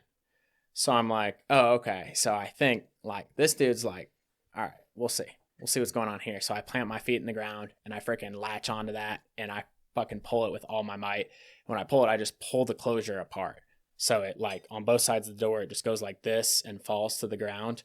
And it's just absolutely dead silent. And when I look in the hole, there's nobody there. Oh, shit. So I immediately, all my hair stood up on my back of my neck and I was tripping, and I called John. I couldn't get the door open, and I was like, dude, you get up here right now. I'm locked in. I don't know what's happening. I was one of the wildest things. And that was definitely, I think that when I pulled the door open a little bit, there was a resistance on the door. I'm positive. Yeah. Like, and then when I pulled the closure apart, it was dead silent up there. Nobody was working on the second story but me. And I think that there was something that was fucking like locking me in that room and messing with me. And when How I long worked were you there, trapped in there? just for a minute or two. But I was calling John, and he came upstairs, and the door wasn't open. And then then we just opened it, and it was like no problem. Like everything was fine, just pushing it open. Yeah. But that was kind of a trip. So the next thing would be like the Stanley and my trip to Colorado, where what you were saying about the orbs earlier. Yeah. So my wife captured on photography. Yeah. So hold on, before we get into the Stanley, let's take a quick break and then we'll get back into it. Absolutely. Okay? All right. Sure. Where did we leave off at? Stanley Hotel, right? Yeah. Well, you had mentioned the red orbs earlier. Yeah. And we had something similar to that. So like my buddy Drew is getting married. So we had a bachelor party for him, crazy 24-hour bachelor party. And that's kind of how the band was created, because I realized there was a group of friends that I was around that could make some pirate music when I moved out to the lake and started listening to some pirate music. And we went out for his bachelor party. We had the crazy party.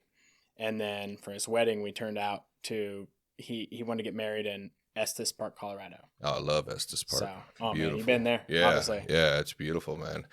It's so weird how the elk just walk through like town. Yeah, and they're always on that golf course. Yeah, at the end of the day, I don't know who owns that golf course, but that's gotta suck. Whoever has to maintain that. Yeah, I bet if you hit them with a freaking golf ball, they'll be. Dude, those things are fucking big. Dude, I couldn't believe it when I saw one downtown walking down the main street. The drag there, I was just like, holy shit. Because I went to the Stanley as well. Did you? I didn't stay, but I went to it. Oh, man. Yeah, I've got pictures in it. I didn't pick up anything. Yeah. Really. And I'm not like how you are, where like you're kind of like trying to connect. I don't want to fuck with it at all. So I just act like it's not even there. Yeah. And even when I have had a couple of encounters, which I'll talk about after yours, I didn't go looking for it. Like it definitely don't now. And when the one situation with my wife happened with the UFO, the 2 UFOs there in the farmhouse, I told her after I seen it, she was like, "Don't you be fucking trying to connect." And you know, as a Christian man, I'm like, I'm not trying to draw that in or be open to that stuff. Like I want to push it out too. I'm the same way now too. So it's just like. So those are the only 2 times you've seen UFOs? No. So on my wedding night. So okay. Later on. Hold on. I'm trying to think. Which one should we hit here? Fucking wedding night or Stanley? We'll do the wedding night. Let's get the UFO stuff out the way. Okay. Yeah. So I got married to Gabby in La Jolla, California, and it was super rad. We found a place that we could have the wedding and the after party in. I just rented like a freaking mansion right there in La Jolla. With the beautiful ocean in the background. So it was super rad. It's actually pretty like smart way to do it, because we had the wedding and the party after like there. So, and then we stayed there for a week. Nice. So it was just it was a really good time. Had a beautiful night, beautiful wedding, freaking best day ever. And, all my buddies came out and then that night, like, I was like ready to go up and go handle some business with my new, beautiful wife. Yep. And so I had to go take care of that. So I kind of picked her up and, was like, all right, let's go. Yeah. And, went upstairs, handled that business, which was fantastic. And then went out on the balcony, and I had this like balcony up there that you could sit and just look at the ocean. Yeah. So. Yeah. Yeah. I don't blame you, man. You got to do that. You can't just fucking go the whole night. What the fuck? Yeah. We just got married. Rolled some up as a after party to myself, and I was just sitting out there thinking about my dank life, thinking about my good, getting married to this beautiful lady, and all my buddies coming out, having a good time. We freaking rented the surfboard shop down the street, let us borrow a surfboard the whole time we were down there. So that's cool. We were just running down, getting on the beach and going surfing, and it was just super freaking rad. That's dope. And so after that, handle some business with my wife. I go out, roll a couple joints. 3 minutes later. Sit. Yeah, 5 minutes. 5 minutes. A strong 5 minutes. Yeah, it was a long 5 minutes. Hey, bro, that's 2 minutes longer than me. I go out, sit outside, I freaking roll one up, and I'm burning one. And then out there, I see what is just so incredibly huge out in the ocean. I start seeing like strobe lights spinning. Yeah. So I'm like focusing in on this thing, like, what? And I know that there's like some air base or something. I think that like a bunch of people train off the coast there. I'm really ignorant to it. Like, I don't know, military. I don't know if it's who's doing it, but I know that there's a thing in La Jolla right there next to it that they train on the beaches and in the water there. Yeah. So I'm like, okay, like some military thing. But then this thing is like so incredibly huge, like 3/4 of the horizon of the water that I'm looking at is like coming up, and it's like a boiling thing, spinning lights and like a boiling thing. And this fucking massive thing comes out of the ocean, and I fucking go back, and my wife is sleeping at this point. I fucking go in there, and I'd smoked a joint or two, and that was it. I had some drinks during my wedding, but it was just super normal for me. couple drinks and some joints. You're like, I was fucked up, but yeah, that's it. Normal. Go in and freaking get Gabby, and then I freaking come back out, and she thinks I'm a madman because I'm waking her up, and I'm all like fired about this thing. We go out, and there's just absolutely nothing. Really? Nothing at all. Like it was not even happens. There. Yeah. She goes in. I sit back out there, and I just can't believe it. But the weirdest thing is after that, all these there's like 2 helicopters and boats come out with spotlights in the water. And they're looking. And they're flying around where I just saw this huge thing with spotlights and 2 different helicopters and a couple boats were buzzing around, and they're shining their light into the ocean. Fuck. So that was a weird thing that I don't know what it was. I'm not, it could have been some huge ass submarine, but this thing was insane. Like a big naval carrier underwater coming up with strobing lights. And this whole thing was like a light show, spinning colors like purple and greens, and and the water boiling like something's like coming out. Right. Now, I didn't see anything go up, fly around, anything massive, but I thought that was definitely going to be there when I went and got Gabby, and the bedroom was right there. So I walk right over, talk to her, come right back over, and then it's just gone. Yeah. Well, they say like a lot of there's a debate on whether UFOs are coming from space or underwater. Oh yeah. And so could it be military? Possibly. Who knows? I don't know. I seen one time when I was leaving, when I used to work off of what's that fucking road in KCK? I want to say Kansas Avenue. It's right off K32? of Lamar. It's right off of Lamar, right there, where the train tracks are, off to the right side of 35 Highway. But whatever that fucking long street is, where the Boulevard Drive in, all that shit's Neiman? Down there. Nah, I can't. Oh, Merriam Drive. Merriam. Yeah. So I used to work over there in that area, and I'd hop on the highway. I don't know what highway that is, leading to 18th Street Sunfresh before you get on like 70 or 71, whatever. Oh, 18th Street Expressway. Yeah, been here my whole life. Don't fucking know street names. Yeah. I worked down there in KCK for years. That's where the Armourdale's Optimus Club was down there. Oh, exactly really? where you're talking about. Yeah. Oh, okay. Yeah, and so when I got on the highway, I fucking see this triangle, and apparently a bunch of people had to have seen it because it was all over the news. Everybody's asking what it was. I mean, it could have been military, man. I don't know, but it was a weird. It was a triangle, like it was floating, not like a fucking stealth bomber triangle type deal. It was like vertical, and it was just floating. Man, around. There's some weird triangle stuff that happens in the Middle East too. Yeah. It's a fictional movie. But I wonder what that is, though. Like, it's called The Objective. You should check it out. It's all about that triangle. These guys in the Middle East saw it a bunch. So are these like different aliens? Shit. Because I know there's different ones like the Greys and stuff like that. Like I've heard of that, but I don't know. I couldn't tell you. All I know is I've seen some shit, and that triangle stuff seems to pop up a lot in the Middle East. Like a lot of people have talked about it, and even in biblical times, they talk about the chariots in the sky or the flying magic carpets they call it. In like, oh really? Yeah, in old biblical stuff, and I don't know, man. There's some weird stuff to it. Cause I grew up watching shit like that. Like that's all I ever watched, bro. Like those fucking documentaries on like the History Channel and shit like that. And UFO shit was always on there. But like nowadays, that's like kid shit, bro. Like compared to what they got, like independent like people going out there on YouTube and like documenting this stuff. My only issue is with it that makes it difficult to believe. Even though, like I said, I've seen stuff, so I feel like it is, but then I know I can probably be wrong as well. Yeah. But like, why doesn't anybody have any like good fucking proof? Of what? Like video wise or evidence wise. I know there's people that claim. Are you talking of aliens? Yeah. I mean, there was one not that long ago of that one that I think it was in Colorado that fell into those people's neighborhood, and it's captured by tons of different Ring cameras because it landed in a neighborhood. Oh, I remember. And then the dude's camera. I think the dude was he was like a younger guy. I think it was like kind of like a Mexican dude. He called the cops, and they have his phone call, the dispatch phone call. He talks about it, and then when they filmed it walking up to those things, he was like, "There's some they're like 12-foot tall dudes walking around in my backyard." Oh, and like the you cops give me and fucking goosebumps. the video is shit. the video is crazy is because when they walk up to it, all the video blurs out. Oh, but shit. the Like thing they have is some you sort can of see, like disruptor. EMP type technology, and like you can see on all these different ring cameras this aircraft that comes and lands in the middle of their neighborhood.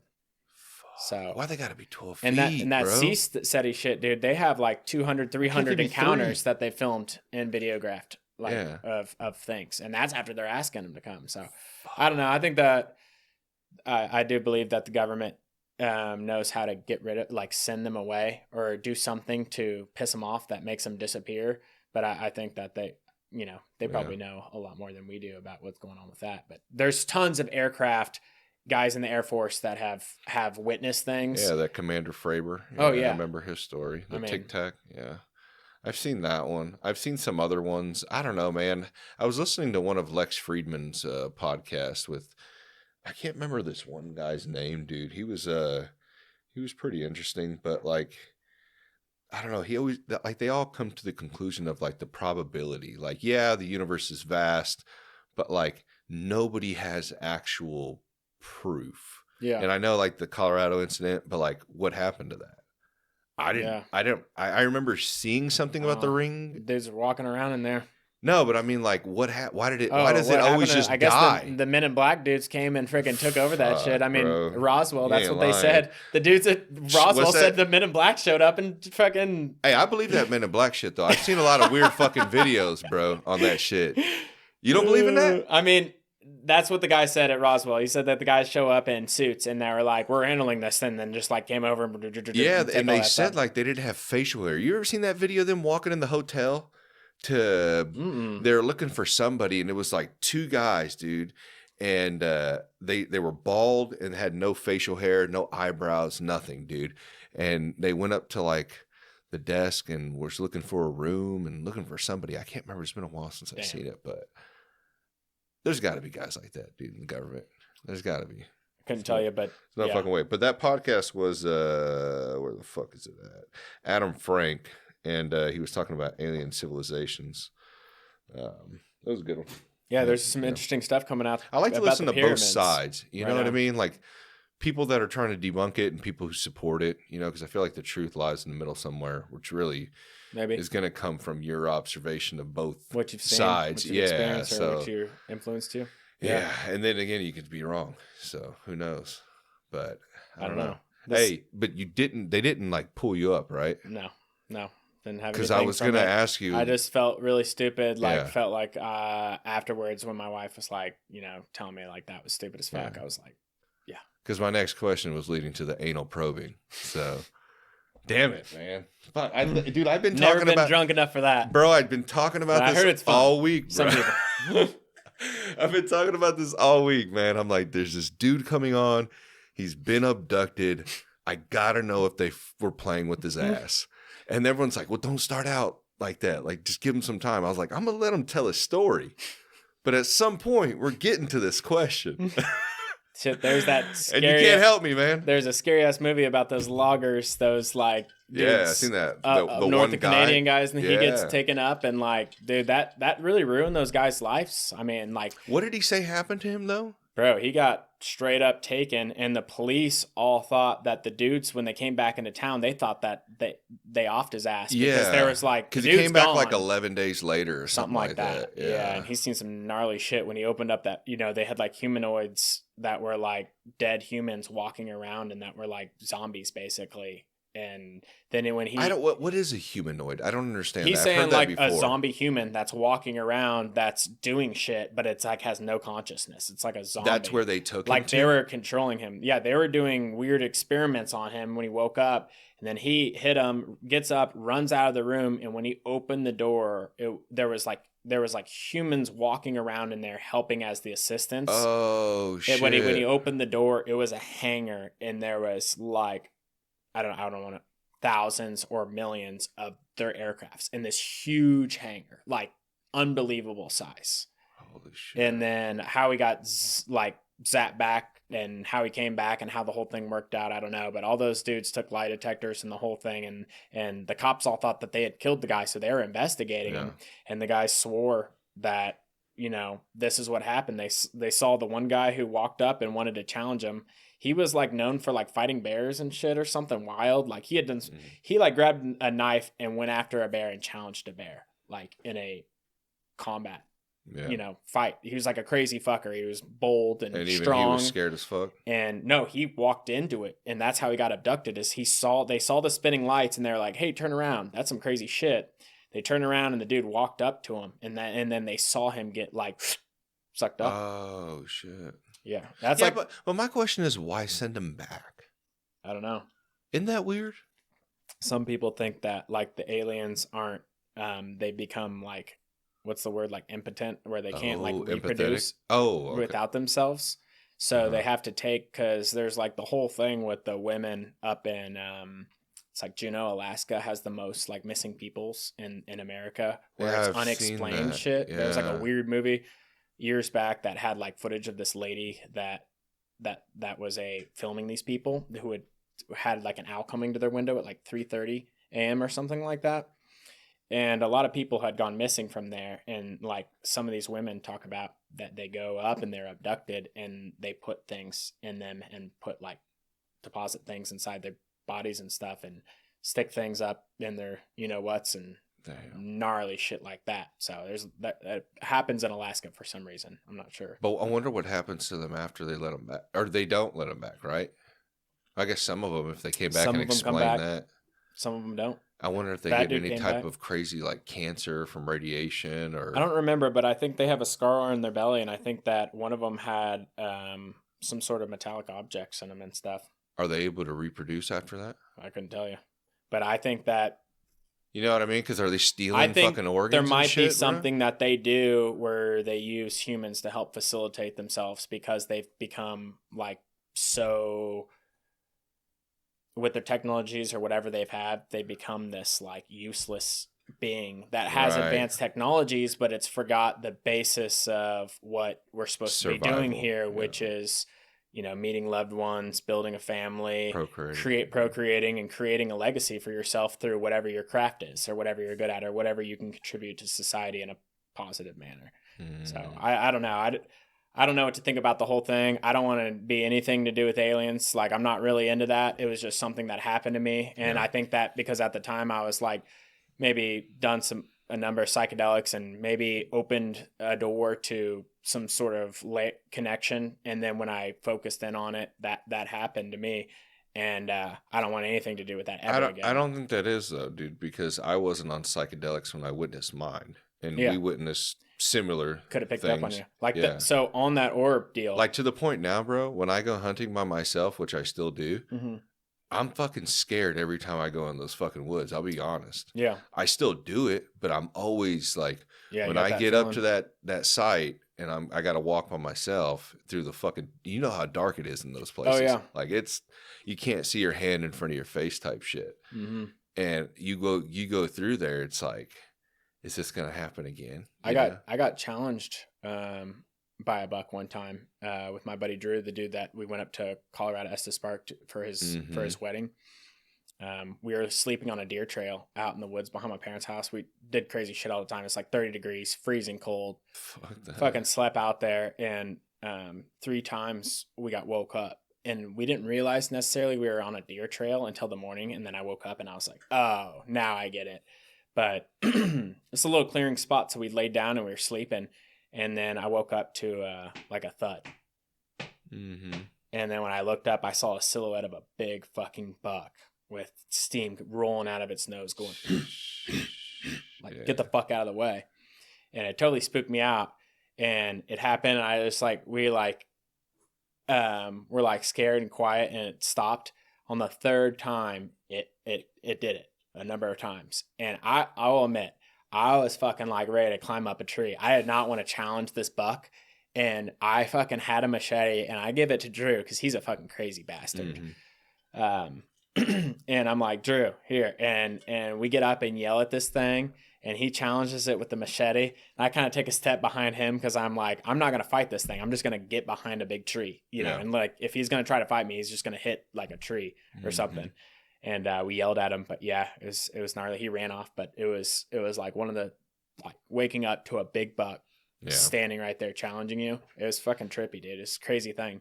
That's But wild. Drew, he was like, "Nah, I'll fucking fight this thing." Like he was ready to like go toe to toe with this thing. I was like, "Okay." Well, fucking take me. Well, take me with Drew to the Stanley Hotel. Then let's get back into that story. Yeah. So, so I knew the Stanley because like I knew something about that spooky movie with the two girls standing next to each other, The Shining. The Shining, yeah. So like he had a dream where he dreamed up The Shining when he was sweating his balls up. Yeah. He had a dream, had that thing in his mind, and had this experience. He didn't actually. I don't think he actually filmed the thing there, but he had that experience, which led to the movie there in the room. A lot of people have experienced stuff like there was a fire that killed some people. There's people that like fell during construction and had some weird things that happened there.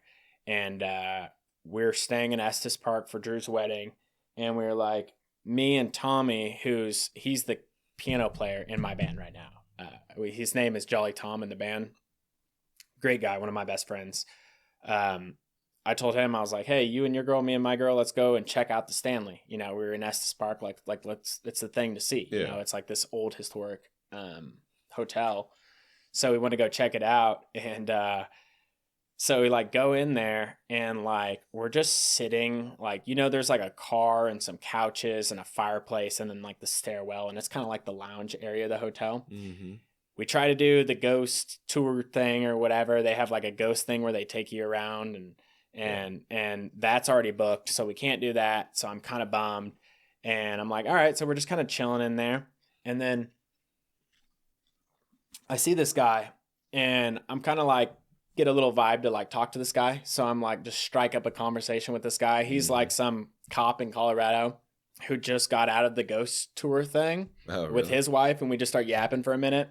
And he's like, yeah, dude. He like shows me pictures. He said they went to like this, there's a concrete spot that everybody takes pictures there. They have all the people take a picture there because sometimes weird shit shows up in the picture, which they do the same thing in New Orleans, which I went to recently, which is a trip in itself. But so he was taking pictures. And he's like, look, on these last pictures, it's like all white flash.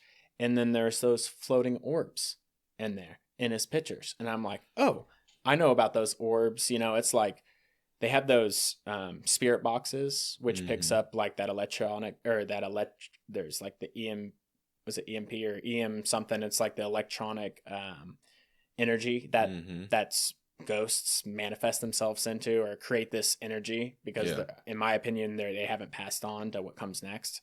But for some reason, these souls are trapped on Earth. And sometimes they manifest them in like those orbs like you were talking about. Yours was orange or red, you said. And this one, it was kind of a lighter. Oh, so you don't think mine was a UFO? No, I don't. I think it was a spirit. Why that high up in the air? It was like a fucking way higher than I was. Oh, it was up in the sky flying around? Yeah, it wasn't in the, hell no, not in the woods. That would have scared the shit out of me even more, bro.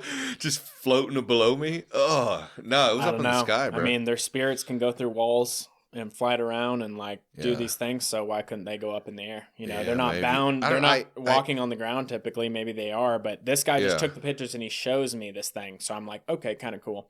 And then he like kind of goes and like he's like doing, I don't know if he was checking it or doing something with the concierge or whatever, and that kind of ends. And it was like, okay, so we're like getting ready to leave, but then I have this feeling that I haven't gotten like, there's something with this guy and we didn't quite I didn't kind of strike the conversation or like something wasn't, I felt like I had like an unfinished business with him. So I kind of thought to myself, I was like, I need to talk to this guy just one more time when he was walking out. And so like I say something like just goofy and like just kind of fucking around, you know, because we're bored and we're about to leave anyway. He goes, oh, you know what? He's like, you know, when you stay here, like the doors above up the stairs right there, there's doors that like to get into the hotel area, which you can stay in. A lot of people stay in. Jim Carrey stayed there during like Dumb and Dumber type shit. Yeah. And he fucking woke up from a super gnarly dream where somebody was messing with him and he ran down the hall screaming in his underwear. That's like a documented thing. I didn't know that. Yeah. And you see him Dumb and Dumber on the wall there. And, you know, they had the other movies. Yeah, I knew they filmed there, but I didn't know that they had any issues. Yeah, it was the scene when he's like in the cowboy shirt with the frill, you know. So anyway, so this guy, I strike up this like second-winded conversation with this guy. He's like a fucking total stranger guy. And I learned, he's like, hey, you know what? It's like, I know you guys aren't staying at the hotel, but you know, if you go up there, and I can't remember which side it was at the time, but he was like, if you go up there and you kind of lean against that door, it just pops open without a pass. I was like, oh, really? That's interesting information, sir. Thank you so much. So he's like, yeah, anyway, so he goes about his business. And I go up there and I was like, let's fucking go through this, you know, because once you get past those doors, you can go all through the hotel, you know, because there's just like, I think it's 4 stories or 5 stories or something like that. And you can just walk all through. So I was like, oh, dude, we're here. We got to go through the Stanley. So we go in, I go to that door. I kind of lean on it, give it just a little shove. The door just opens, so we have full access. So we start going up and down, going through all the famous rooms, like standing outside of them. And there was when I get into that double archway, so there's the master suite where he stayed and a lot of people stay. I think Jack Nicholson stays there and stuff. It's kind of like a bigger it's kind of like an ending, and there's like a bigger area. And I think that's where the 2 girls like stood in the movie that he filmed, not there in real life, where they filmed it. But that's like one of the most haunted rooms. It's like, I can't remember, 214 or 222 or something like that. You can look it up, and everybody takes pictures in this like little rounded area. So we start going over there, and the girls are taking pictures. And then like when I go over to take a picture, and I start standing in there, and I start getting like really, really like flame, like I feel like I'm getting like a really strong like electronic pull in my body, like almost like when a welder gets flipped from AC to DC, it like changes that electronic system, and I start feeling like very energized by like electricity, and so I start getting that like kind of tingly feeling on my neck, and start getting like kind of perked up, and I'm like, oh shit, this is fucking weird. And then Tommy, somebody touched me, or I touched somebody, got shocked pretty good. And then I touched somebody, shock again. And then Tommy looks over at me, and my fucking hair standing up. And I had long hair, but like, you know, the top of the head, like some of this like frizzly shit, it's like standing up, and I'm like all totally like juiced up. Like, you know how like someone takes a balloon and rubs it on your head? Yeah. So I felt like extremely like just very, very like powerful, like with electricity. I don't know, like filled with that electronic feeling. Yeah. And then when I get to that elevator, I clicked that button, and I got hit like by probably more electricity than I felt as like a real harsh shock. Yeah. And then got into the elevator, felt completely normal, and everything went away. So maybe the way I stimulated the carpet with the electricity, and it happened to me and all this whole thing. But it definitely happened in that archway, and that's when the whole thing happened. And I just felt like just kind of crazy, like wild. Why is the Stanley haunted again? Because there's a lady, I think that was in a fire. She's one of them that a lot of people see like in the stairwell. Yeah, I remember reading about her on the wall. Yeah. And then there was I think there were some people that worked there that had died, and then somebody had fallen through a story, I think, if I'm not mistaken. I think somebody had fallen to their death, and then there'd be some people that had died in there. I think there was somebody that died mysteriously that they couldn't figure out. But I know that woman that people see sometimes, she was like the most prominent. Yeah, in there. Yeah, I've seen that. They still do concerts there too. Oh, really? Yeah. Oh, I didn't even realize that. Because when I was there, I think it was back like 2016, I think, when I went there. And I think Los Lonely Boys were going to play there. I'm pretty sure that weekend, or somebody was. I didn't realize. I was surprised too. They have an outside venue. Oh, okay. So I didn't even see that. Yeah, in the back.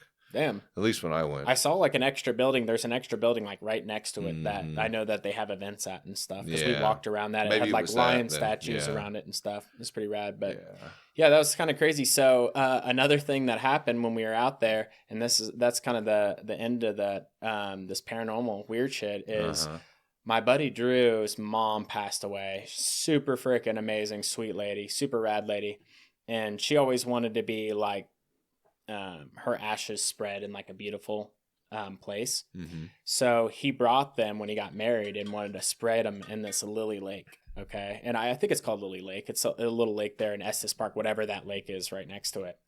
And beautiful, real serene place. And so my wife was like, hey, when we go out there, I want to take the kids out there and take pictures of them because it's such a beautiful place. My wife's artsy, so she took a bunch of pictures of the kids there at Lily Lake. And then after he got married, he like had gone over and then he wanted his mom to be there for that. And then he like kind of spread her ashes out respectively around just right around the lake. And then when I got back, when we got back to town, Gabby was like, hey, look at this. This is crazy. And all these pictures with my kids, this green orb is flying around my kids. I was standing there at the time. I didn't see any green orb with my eyes. Neither did Gabby. We nothing with orbs. But the guy at the Stanley Hotel had the pictures of them at the Stanley Hotel. But this is at a lake nearby. When we first showed up, somebody died that day. They drowned in that lake. Oh, I had seen all the police and I was like, oh, what's going on over here? Like, caution tape, like the whole 9 year, police out there doing something with the water. And I'm like, okay. And somebody had drowned there. And so I don't know if that was something, you could say it was like the light or the glare or something with the camera, but this thing's in a number of pictures, like in around, like it's like flying almost like around my kids. Really? And then the weirdest thing is that I called Drew and I was like, hey, I don't know if like this is a thing with your mom or not, but like I didn't notice this when we were there, but like we got back and like Gabby printed off these pictures and she couldn't get rid of this spot that's flying around in all these pictures. And it's like this green orb. And I was like, I said, it's like this orb. I don't know like if this is like something with your mother and he goes, what color is it? I go, it's green. And he is like, I could hear him just start crying. And I was like, dude, my mom was like this, like always loved the color green. That was always like her soul thing and talked about it. And like, dude, when he said that, I was like immediately just like, holy shit. Like it feels real. I don't know. Again, could be some crazy glare camera type shit, but we took a bunch of pictures and literally on that same trip, that guy had showed me those orbs flying around down in that basement area. And yeah, who knows, man? I mean, I've heard debates on both sides. You saw it. Yeah. You saw something. I've seen those orbs before in pictures. This was red? not it. No, not red. Usually they're white. I know, but I thought you said yours was red. I know, but I don't think it was an orb. I think it was UFO. So like I was telling you earlier, I was about to tell you, I interviewed Mary Jackson. Yeah. And she's the paranormal lady. And I told her about the red orbs. And she knew, I guess there was other incidences that she's heard about or read about. They dealt with the same thing. So yeah. I think it's UFO related. I think.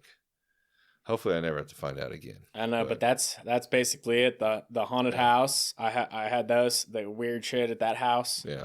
And then the weird shit in Colorado. And then those two UFO. Well, let's end that section out with how beautiful the drive is into Estes Park. No kidding. Dude, I tell people about that all the time and they're like, it's just a road. I'm like, dude, you got to drive down it. It's fucking insane, especially like during fall. Oof. Oh man. Beautiful. That and the springs. I mean, like around Colorado Springs and Manitou Springs. Oh man, those big rocks, like dude, it's incredible. Dude, the people that live down that long road, like, you know how sometimes it'll veer off, like where you can take a right into the mountains pretty much, and they'll have like somebody's name. Oh yeah. Like on a post. Oh yeah. Yeah, it's just wild, bro. That's I can't imagine expensive as shit too to live Very there. expensive. Colorado's expensive. One of my best friends I grew up with lives out there. Yeah. And crazy. Yeah, it's wild, dude. Can you walk me through? You sprung this up on me today when you brought this because I didn't even know some of this stuff about you from our text messages. But I want to hear about this whole Mason deal, the Freemason. We touched on it a little bit. How the fuck did you get involved in that? Yeah, so when my grandpa died, I got a box of weird symbols. Okay, like some This weird... wasn't the pimp from Armadale, right? No, that he was too.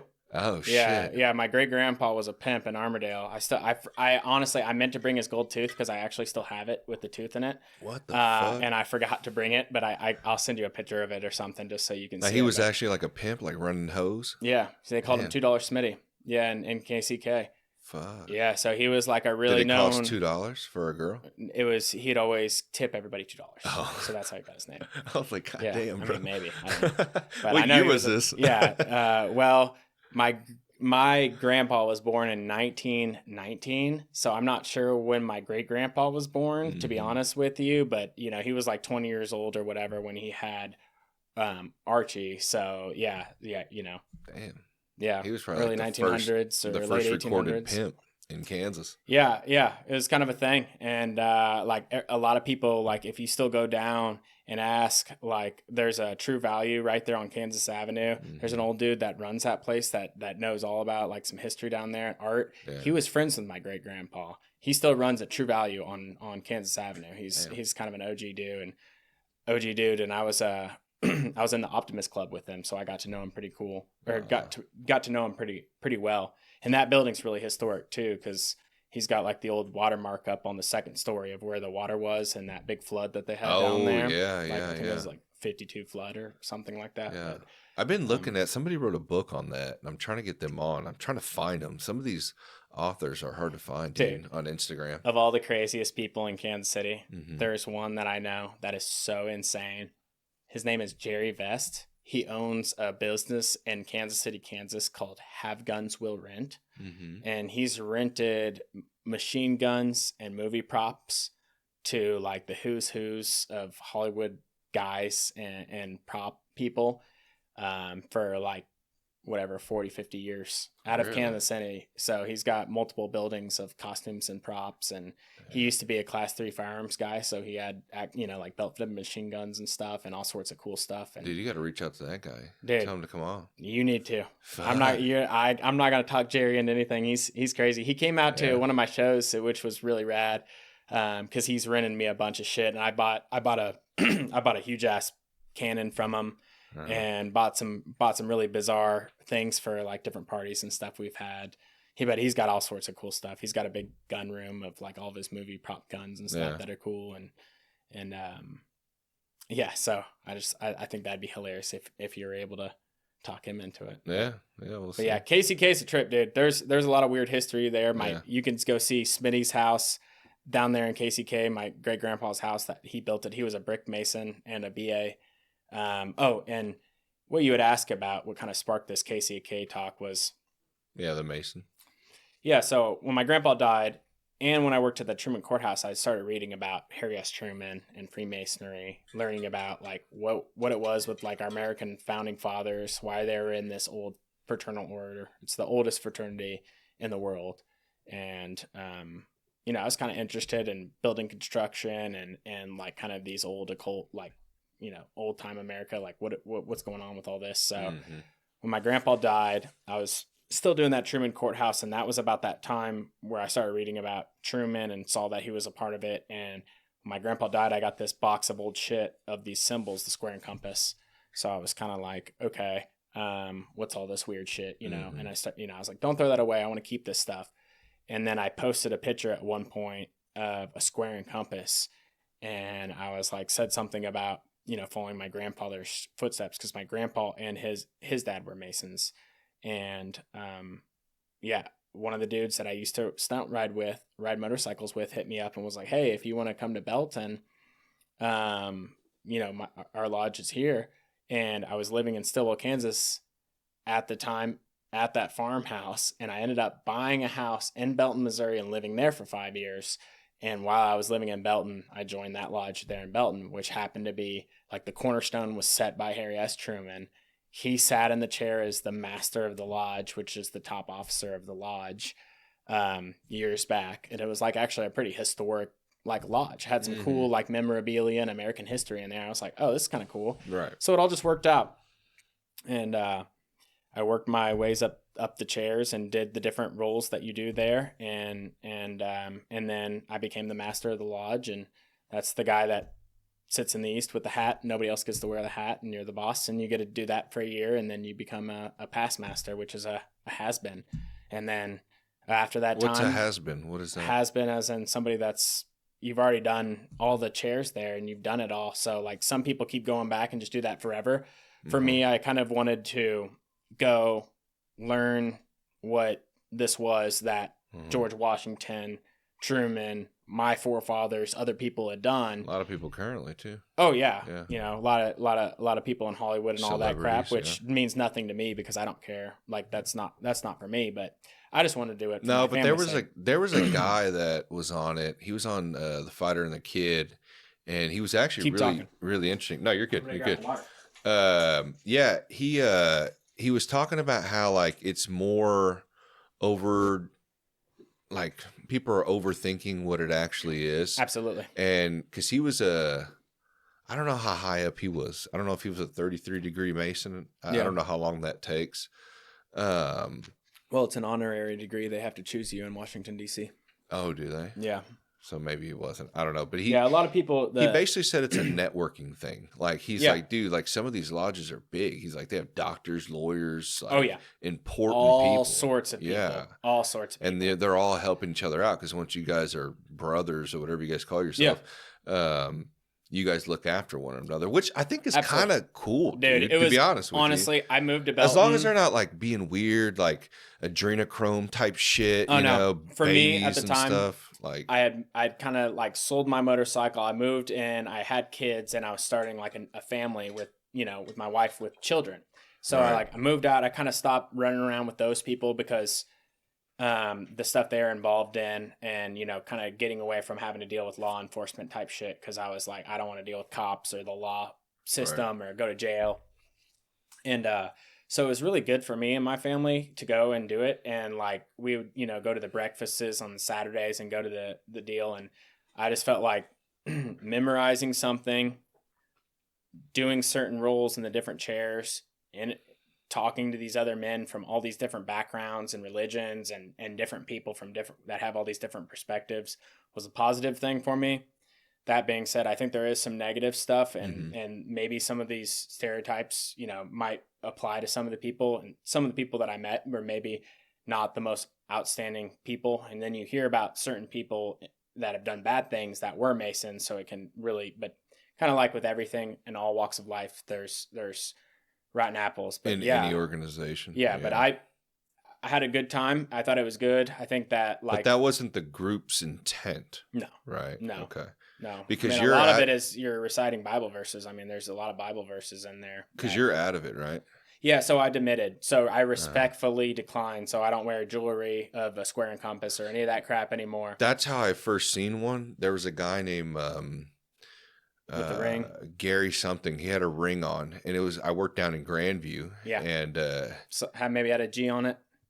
No, it had that compass. Square and compass. Yeah, and I seen it on his ring, and I was like, "Hey, are you a Freemason?" Yeah. And then he was like, "Yeah," and we started talking, and of course, I'm like in my, I don't know, early 20s, and I'm asking him all this shit I'm hearing on YouTube. At the time, podcasting was like coming into my world. It was like 2012.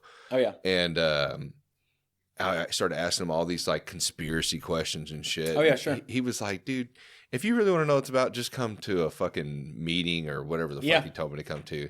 He's like, it's not what you think. So I don't know, man. Yeah. Maybe some of them. There's how many lodges are there? Well, the thing that's cool with Missouri, and it's ancient, free, and accepted Masons, so it's the traditional way of doing it. Oh, there's different Masons? Well, there's free and accepted, and there's ancient, free, and accepted, and then there's different organizations once you become a master Mason. So there's 3 deals that you can do to become a master Mason, and this is all stuff that you can. It's all common knowledge that you can look up. I'm not like spilling the beans on Masonry or anything. Is there stuff that you can't? Well, yeah, because you do. There's like something that you do where you say that like I'm not going to like say things, but it's really like, if you really want to know, you can actually take a deep dive, and the internet is going to tell you like a bunch of stuff. Now, deep into it's Reddit, state to state, state to state. Everybody's doing shit different. Like, dude, I got one of my buddies that came in the lodge. His grandpa, his last name is Walking Stick. He's a Native American dude. And Johnny Walking Stick come down and did a 3rd degree. And this shit was so different than anything I've ever seen, because like the way they do that shit in Oklahoma is like intermittent with like Indian, Native American stuff, and like had this big deal about your mom and stuff. He like gave this it's like a big long speech thing he gives. And I was like, blew my mind. I was just like, wow, this shit's crazy. But Missouri does an old school way that people have been doing for a long time, that Truman did a long time ago. And then, from once I become a master mason and I was kind of getting kind of high up in Blue Lodge, which is standard Freemasonry, I went through the York Rite and became a Knights Templar as well, which is there's the Scottish Rite and the York Rite. And then there's like the Shriners and stuff, which is the guys with the little funny cars with the goofy, like, like Middle Eastern, like round hats. But I never did that, but I did go and party with those guys one time and just kind of like hung out in one of those. It was kind of cool, but dude, it wasn't my thing. I still can't get over Johnny Walking Stick. Oh yeah, that guy was a trip. Yeah, bro, if your name's Johnny Walking Stick and you don't he like, looked just like it too. Well, you don't like to go hiking. Long black braided hair, like in the back, like dude, like this dude's like super. I mean, like, imagine that straight out of like he could have been in a history book for like some Johnny badass Walking fucking Stick. Native American dude. Probably He's fucking cool as shit too. I like the shit out of this guy. He's probably a good just dude. likes to hang out and sit on his fucking chair or his couch or some shit. Yeah, it's pretty legit. That's fucking wild, bro. That's crazy.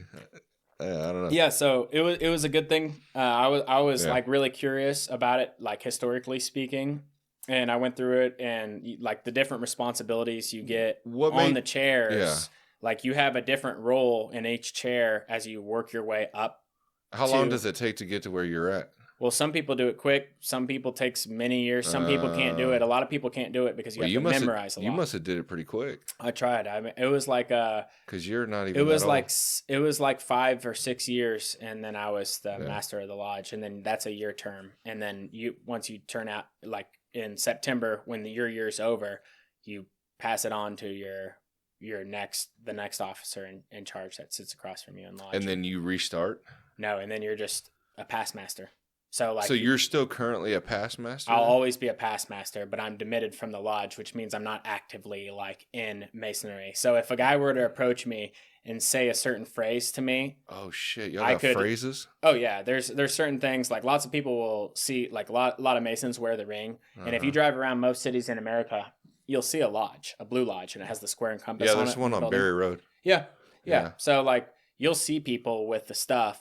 The square and compass and stuff, and they'll greet each other in a certain way, and then like instead of they'll shake hands in a certain way, and it's just like a secret way of them communicating that they're brothers. But it's not like creepy or weird when it happens. It's just like, oh, okay, these people, there's a lot of Masons around in the world. I met. Is there a lot here? Oh yeah, I would say so. I mean, oh, and there's Masons around the world. It's not just the United States. Oh, it's the oldest fraternity, dude. We're talking biblical Where did it times. come out of? It came out of the building of King Solomon's Temple back in the day. Oh shit! So stonemasons back in the day, to keep their wages, they had certain phrases and passcodes, and they would only let certain levels of Masons know how to build a building square. So at the biblical times, they kept their secrets of the trade secrets. They were Masons, but they had to.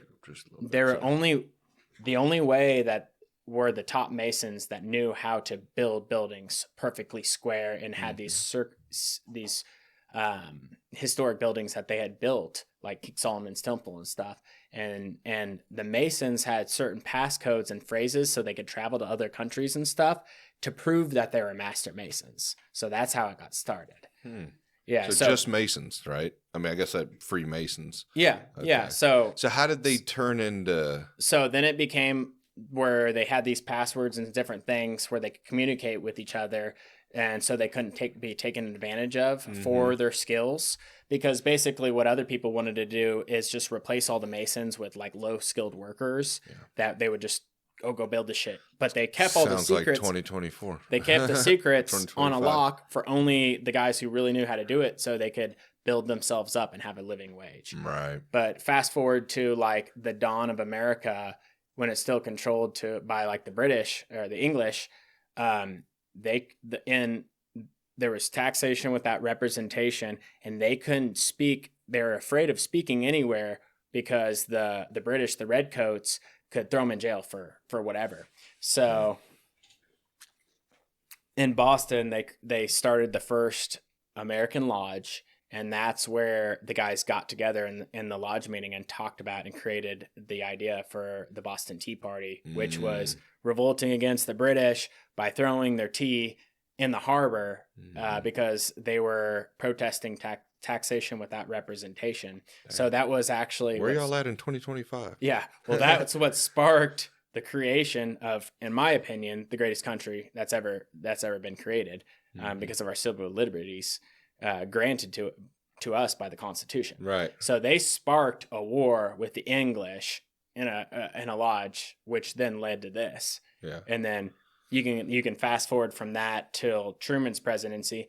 He's the 33rd president of the United States, which of course everybody thinks of like you said, it's the order out of chaos, which is like the 33rd degree. And there's a lot of stuff with that, but Truman was amazing. These guys sound all like libertarians. 33rd president of the United States. Other than the States. culty part of it, which, I mean, you guys aren't really culty, but it's, I mean, I'm sure some lodges are, right? Anybody can go do it. Yeah. I mean, I don't know. Probably depends. It's kind of like chapters in motorcycle clubs. They're all a little different. There's some dudes that wrote about their experience. So like the order out of chaos that, you can look up, and there's some weird stuff there because you go to Washington, you pay a bunch of money, and then they let you in based upon certain things, and turns into a business. Who knows what happens there? I mean, I can't tell you, but at Disney, he has his 33rd club, at Walt Disney. Yeah, he was one too, which is wild, man. So, like, who are some of the most famous do they talk about?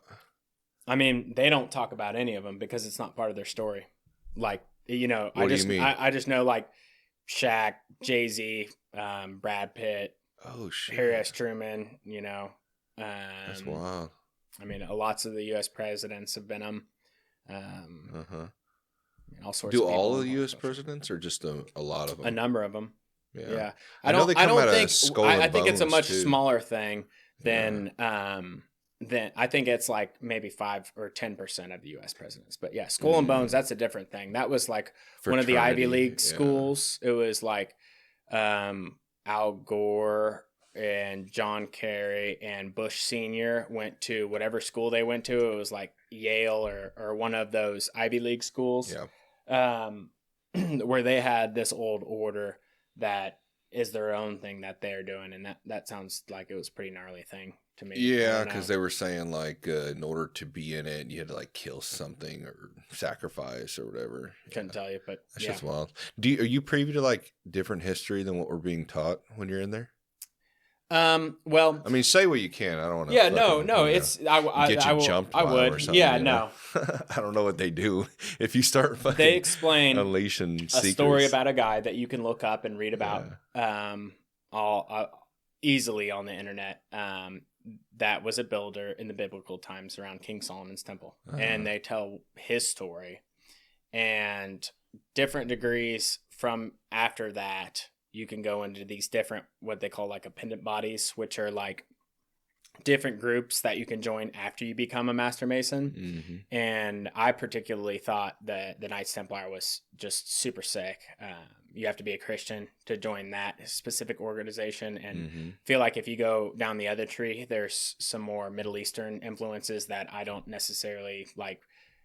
It's just not my thing, so right. I didn't want to do it. But that was super rad. I really enjoyed that. But going back to your question, which was like just history that's not taught to us in textbook. So the history, because history is his story. That's kind of what I view it as. So. If you could go back and you could read a bunch of these stories that they tell, and they basically put on like a play in the degrees where they tell a story, you could go back and find these things by going back in history books.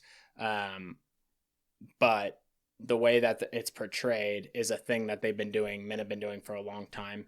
And that's why I was curious, and all that stuff intrigues me. So I just had to see it for myself, and, you know. So you were privy to that stuff? Well, when I had joined, and before I went and actually did it, I watched a bunch of videos, like deep diving all this stuff, like probably all the same stuff you were watching. And it just piqued my interest. And I was like, I got to see, like, you know, why was my grandpa, like, you know, and my great grandpa. No, I know. Like, I'm saying, but when you got in at the level you got up to.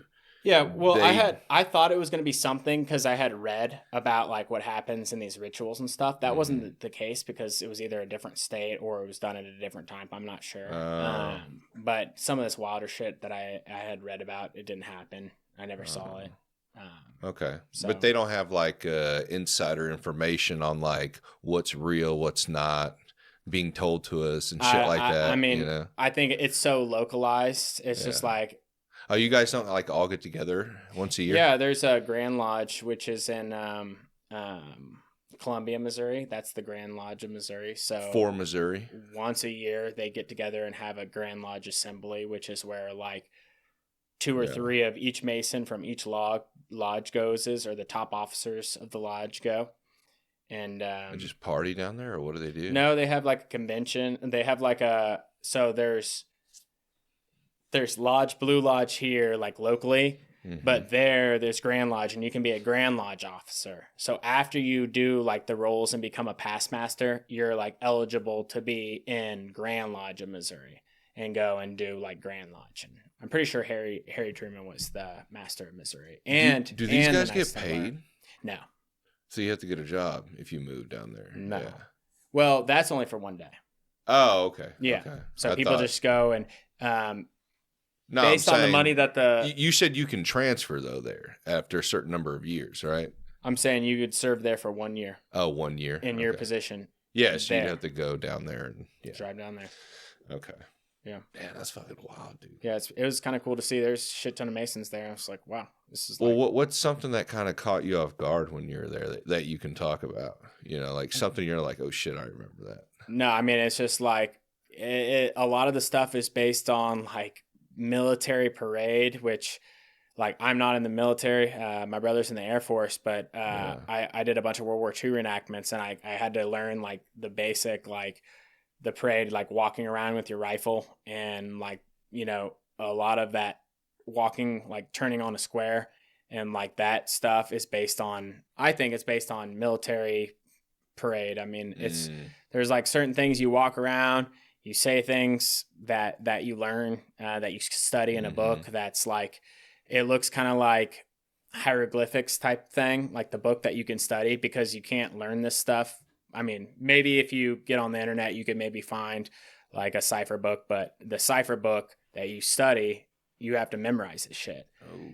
Back in the day, you had to memorize like all of this shit just to become a Mason. And like my grandpa had my dad join, but my dad became a second degree and never became a master Mason because you had to memorize just so much. Insane. They've dropped that now, so you don't have to memorize that much, but I ended up doing it anyway, because when you become the master of the lodge, you open, you conduct business, and you close lodge. You're like the guy. So like, and that's still you run it for the year. Still the not whole a full-time organization. job, right? That's no. Oh no, you don't make any money or do anything. You make the lodge money. That's wild, dude. Where's all that money go to? Keeps the lodge going. Yeah, it keeps like pays for the lodge, it pays for their insurance, and it helps with like, so people make money by serving food. So like the food and all the dinner's free, but you can tip and you give money, like, you know, you kind of like I see. Pay its to way, help and out. it just keeps creating. And they put money in stocks and have the money guys that they have different bodies that help run the business side of it, like the secretaries and stuff. And you can get in those groups and do the financial crap. But I was never interested in that. I was just interested in doing what my grandfather did. I know he was a master Mason, and I know he was a master of a lodge, like Caw Lodge in Kansas a long time ago. So I was like, just want to do the same thing as him and check it out. How much time does that take a week from you whenever you're they had our lodge was like, you got like 2 meetings a week? it's the first and third Tuesday of every month.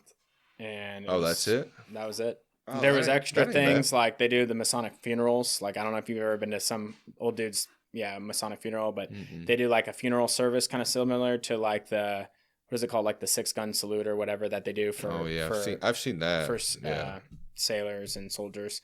But they'll do that, and they do like lots of kids like hospital stuff, and they'll pick up the highway. We used to go freaking clean up the highway and pick up trash and just like some community service shit. Just trying to help out. And you said those dudes with the hats with the little The tassels, fez? those guys are underneath you? No, so Like you your have to guys' be a stuff? Mason Yeah. to join the Shriners. Oh man, dude, I can't stand those guys when they're at Walmart's, bro. I'm sorry, I sound like an asshole. I mean, but dude, I just don't my trust. great grandfather was a Shriner. I don't know. It's like I was dude, always skeptical too. Right by the door, bro, and stares at you. Yeah. As you don't fucking put shit in that damn bowl. Well, it's not the. I would have to every time because I'd feel bad. I put not a the dollar. Dollar General. What's it called? The Salvation Army. It's not the Salvation Army ringing the bell guys. Nah, it's a dude with the hats. Yeah, that's them. Yeah. Oh, maybe they didn't have bells. Maybe I'm mixing them up. I thought those guys had bells too. They might. They do a bunch of weird shit. I don't know. I never joined them, but I went and partied at the Shriners Lodge or the Shriners, whatever they call it, temple in with my buddy Ismail. Fucking badass dude. He's a Purple Heart recipient. Cool guy. He lives in Wichita, Kansas. Oh, really? And I went out there and fucking had a great night. We walked in. It's like a kind of like those what's the veteran bars called? The American Legion. American Legion. Yeah. It's kind of like the Legion vibe. Like I used to go to the Legion. My wife's grandpa was in the Army, and then my grandpa, and like I've been around legions and stuff growing up, and it's kind of like a Legion vibe, but it's kind of like upscale. Yeah. And we walked in and he set his wallet down. He was like, "Watch this," and then like we partied at the bar and had a great night the whole night. And then at the end of the night, he fucking walked over and picked his wallet up. It had been sitting there the whole night, and you just knew that nobody was gonna rob him or take his wallet or do anything. And like it's actually pretty cool. I was like, okay, I see why like people like to hang out in that thing. But at that point in my life, I was kind of at the end, and I was like, hey, drinking and partying and all that shit, that's fun. But like I got kids at home, and my wife's like, like here with the kids, I can't be out, like so it never interests me. But people really like it.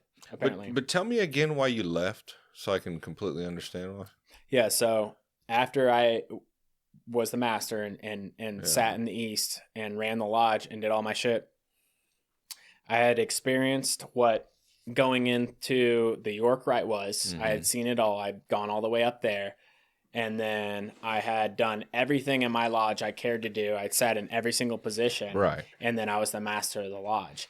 After that point, you're just a past master. So if you want to, you could go join another lodge. You could go and do this. But I had done 5 years of like basically the same business for 5 years. And at that point, there's nothing for me really to do more. But you said there's possibilities to move up though, right? Yeah, but you're not going to get paid. You're going to be driving all over the place. You're going to spend less time with your family, so which is the most important thing. Right. Yeah, you're like a traveler. Hold on.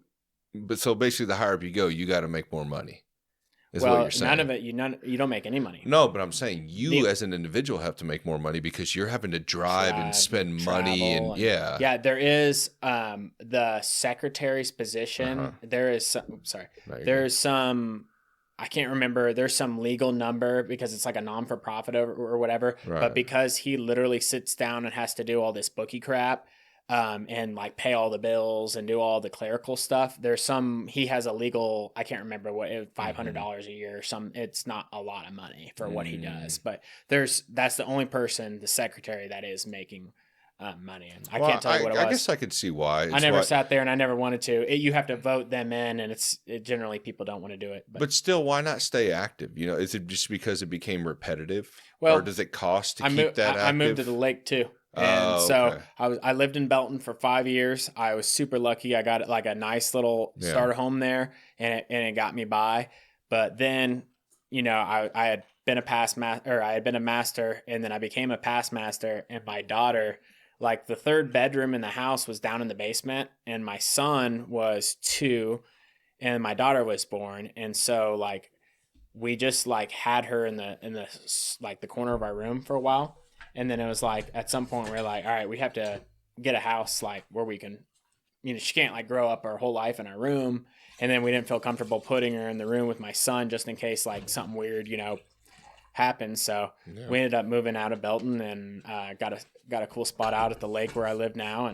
And then that was about the time when I finished up my time in the East, and then it was just kind of time to move on with life. And I could pay, it costs you like $150, $200 a year to stay in Blue Lodge. Mm-hmm. Then it was like friggin' $150, $200 to stay in the York Rite, and then Knights Templar, and there's all these, and then like, you're paying all this stuff out. And for me, I kind of did everything.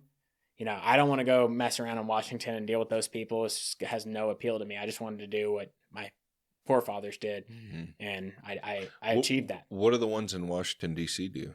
Is that a whole I couldn't different... tell you, but it's you get invited there, and it's that 33rd degree, and that's the one that everybody talks about online, which is the, potentially, some sort of, evil thing, satanic cult type deal. I couldn't tell you. Or they have more, or they kind of going back to the question I asked you, they have access to things that we don't. Power and influence. Yeah, power and influence, knowledge, maybe, I don't know, possible historical artifacts. I don't know. I met some cool people though from all around the world, and like when there would be like foreigner people that would come in, mm-hmm. They would always go to the local lodge. So there's a number of like, people from other countries who would come in, and then they would just stop in unannounced, like surprise. So once you're a Mason, like everything goes out the door, right? You guys there's weird times in history where people were supposed to be killed, or in I've certain seen that in the situations. Civil War. I think it was in the Alamo and Civil War situations, North and South situations. There's one thing that you can do if you're in a certain type of situation that allows people to know that you're in a bad situation, and if a Mason is there and sees you do this thing, they will protect you as long as it doesn't put their immediate life. Like if they have a better chance of protecting you than losing their life, I'm framing that weird.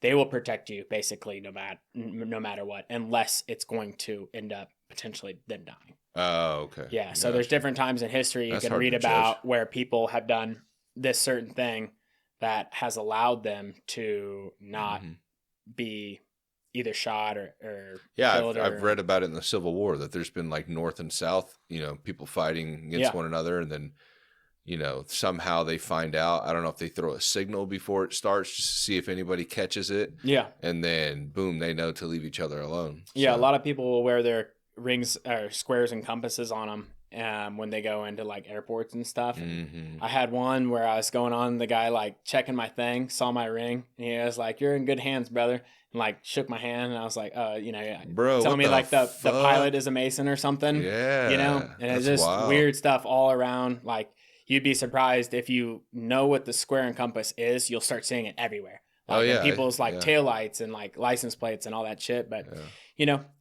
I wish those guys nothing but the best. I hope that the people at the top are doing not bad shit. Yeah, hopefully not. I couldn't tell you. Here, when I was living in Belton, those were pretty good, like average, like blue collar guys, That's cool. You're honest though about it. You know what I mean? You could totally be like on the other side and trying to sell a story, but like, you're like, hey, it wasn't really that bad. I just want to do it for myself. I don't really care what other people sound like. Yeah, thought. And I was just like, kind of interested in that. So, that's kind of where that whole thing ended. So this comes to kind of almost a conclusion here. Yeah. How the fuck did you end up in a pirate band after all this? Yeah. So that's perfect segue, transition, because so I moved to the lake and started like just living like the pirate's life, I guess. I mean, like obviously not robbing people. I'm a honest guy, and I like my neighbors a lot and stay in good graces with them. But me and my buddy, so AJ, who I talked about earlier, he's like my childhood best friend. He came over and looked at the house and made me like, I wanted a second opinion. So I hit him up because he flips houses for a living.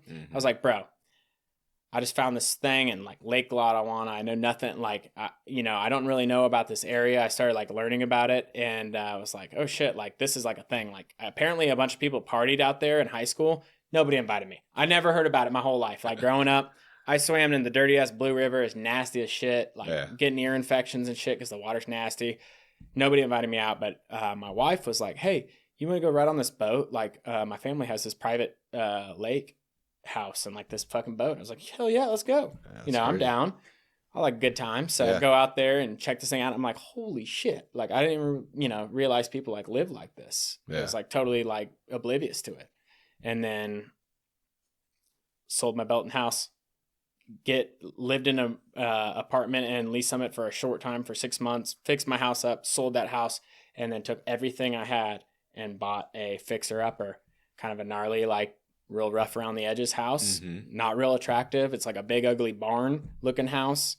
But we've done the best we could with it. We cleaned it all up. It's real nice now. You would never know it was all nasty and stinky before. Yeah. Because I tore everything out of it and kind of refinished it all. But living there, I started having AJ to come help me put all my baseboards on, like the trim right there.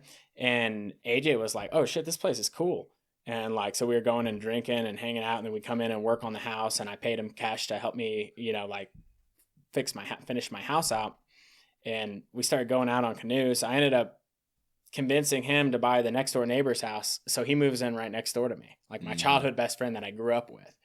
And, which is crazy because he told me, which I didn't remember, but he was like, we said when we were kids, we made a pact to frickin' buy a house next to each other when we got older, like by water, because we grew up playing in the Blue River, which was like so random. I didn't even remember that, but yeah, he reminded me of that. So we go out on the canoe, we're drinking rum, and I just start like getting into pirate music. And I find out that, so my birthday's on 9/19, which is the one day that pirates celebrate. It's International Talk Like a Pirates Day. And by this time I already have like this, I have a full, like basically a pirate sleeve. Had no idea, like wasn't into pirate shit really. I just I really like the ocean. That's why I got married in California, to look at the ocean and be by the ocean. I like sunken ships and fucking, I love nature and wildlife and all that whole thing. So I just like got this sleeve, and I like tattoos and stuff, and it's pretty cool. And I start listening to all this pirate music, and me and AJ just basically are rowing around all the time, fucking drinking rum, singing pirate songs. And then when Drew freaking decided he was going to go get married in Estes Park, I made this funny ass video with my videography skills about like, it was like Smitty Long's Great Adventure. And I was basically telling a number of our friends where to park, because we had a 24-hour party, which may or may not have had like some Lucy LSD type stuff involved, but it was started at noon and it went till noon the next day. So I had like this we were going to go out on the canoes forever. We were going to like, jam at night, and I had some food stuff ready, and we hung out, had a freaking great time. But on AJ's, the next door neighbor's house, which we called the Berth, that's where we practice every other Thursday. I had all this group of friends that I had been in these different bands with, and then some other friends, and I was like, holy shit, like we have everybody it takes to be like a proper pirate band. And like my like life growing up, my birthday's in September. That's always when Renaissance Festival is. Oh yeah, I like Renaissance Festival.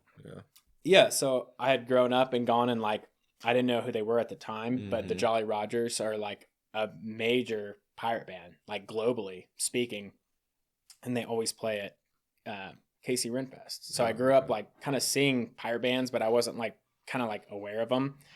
I'm a really big metalhead, so I was always been into metal. But yeah, living out there, we were just singing songs, and freaking was like, oh shit, like I think this can be a thing. And then the four of us for a year played some covers and had a couple shows that the neighbors like came up for. They could like drive their boats and dock down there and then walk up from the boat and come see us play. And then I was like, actually, I think we could actually like really, I think we're on to something. And then I lost my guitarist who moved to Florida. And then we found AJ's cousin, Rhett, who's fucking awesome. And he kind of helped us keep it going. And then we started writing original music, recorded an album that's pretty rad, Lake Rats and Scallywags, and put our music out there. And then it caught some traction. So there's pirate radio stations that are played around the world, and our music is played with like the band, the Jolly Rogers, and all these other bands that play like pirate music around the world. Really? Yeah, so like the Scoundrels Inn, which is one of the better ones, who I like to shout out. They're badass. Scoundrels Inn Radio. You can go check us out. We're on.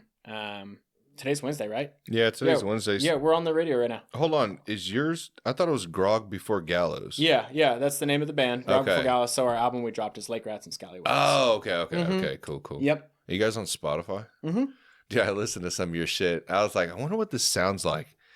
Yeah, that sounds like pirate music. We're trying to nail it. That sounds like pirate I had a music, vision bro. from the start. I write all the music, and I like had this whole thing where I was like, we're gonna do like pirate to the T, Yeah. like everything we can do to be right in that small window of what I want it to look like and sound like, and the whole thing. And luckily, Yeah. I've got some fucking cool ass people that I've talked into coming and doing this with me.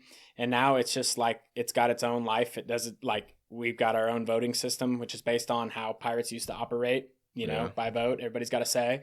And basically we've got away from the bars, and now we only do CMRF, which is Central Missouri Renaissance Festival. Oh, okay. Cool. Yeah, so it's super sick. It's a smaller, newer fair, but we're celebrating our 20 years this year. Is that not the one in Kansas? Bonner? No. No. This is just past Columbia, Missouri, called, it's in a city called Kingdom City, Missouri. Really? Damn, I'm gonna have to go down there. When is that? It is September. April Oh, okay. 26th and May 3rd and 4th, or 4th and 5th. It's the last weekend of this month and the first weekend of next month. Okay. And those are the two spring dates. And then from there they have You're gonna be at all of them? Yeah, oh yeah. Oh, okay. So we do 4 shows a day, and then we sometimes do opening gate, and we always do the pub sing, which is one song at the end of the night. So it's like 5 different shows a day. And then we do that the next day too on Sunday. So there's 10 shows we do. And all throughout the day, off and on, every hour. It's fucking I great should have had time. you wear your fucking outfit, dude. That's what I should have called him before. No, you don't understand. When the hat goes on, Oh, dude. It's- I'm all in. Oh, you're all in. Oh, yeah. Full pirate. Oh yeah, I am Captain Accent Long. and everything. Oh yeah, Captain Long? yeah, That's your name? Captain Smitty Long. Yep. Kind of like the Smitty Dick Beer. Yeah. What was that yeah. shit called? Old Greasy Dick. Oh, no. Old Greasy Dick. That's what it was. I don't know Yeah. why I thought Smitty Long Dick. What the fuck? I should have some Smitty Long Dick beer. It is Smitty Long Cock, to be clear, but we're not going there. shit. Now we've cleaned it up for the fans and for the kids. no, It's just Captain I Smitty hope Long. no kids are watching this. Yeah. No. Oh, But yeah, we shit. have a good time. So yeah, if you're fucking not doing anything, dude, it's so fun. Oh, I'm going. Dude, it's so Dom, fun. You're fucking going, Dude, bro. there's a campground. Road trip. There's a campground right on the corner. Is there? So you can literally fucking do Renfest all day, drink, have a good time, and fucking literally get in your car and drive boop boop to that Hanson Hills campground. It's right there on the corner. They Bro. got showers. They got fucking karaoke every single night, which is not the greatest, but it's pretty hilarious. But there's people up there hanging out every single night. Right now they're there camping out. Right now, I can guarantee you. And then we usually stay there. We're still talking whether or not we're going to stay on the property, because the entertainers and the people who are working the fair can stay on the property. But most people go to Hanson Hills because they have like bathrooms and like sinks, and they got a little shop in there. They'll make you food. So sometimes. it's like the one in the Renaissance Festival in Kansas, right? Mm-hmm. Except for they got pirates. Except, How does that go together? Renaissance That- Festival, pirates? dude, Is that the same time? well, everything. It's all in the fantasy realm of what's Ah, possible. I see. Technically, Carlinsford is like, I think, the 12th of the 1300s. It was an ancient town, or an old town in like Ireland is Carlingsford, where this takes place in Missouri.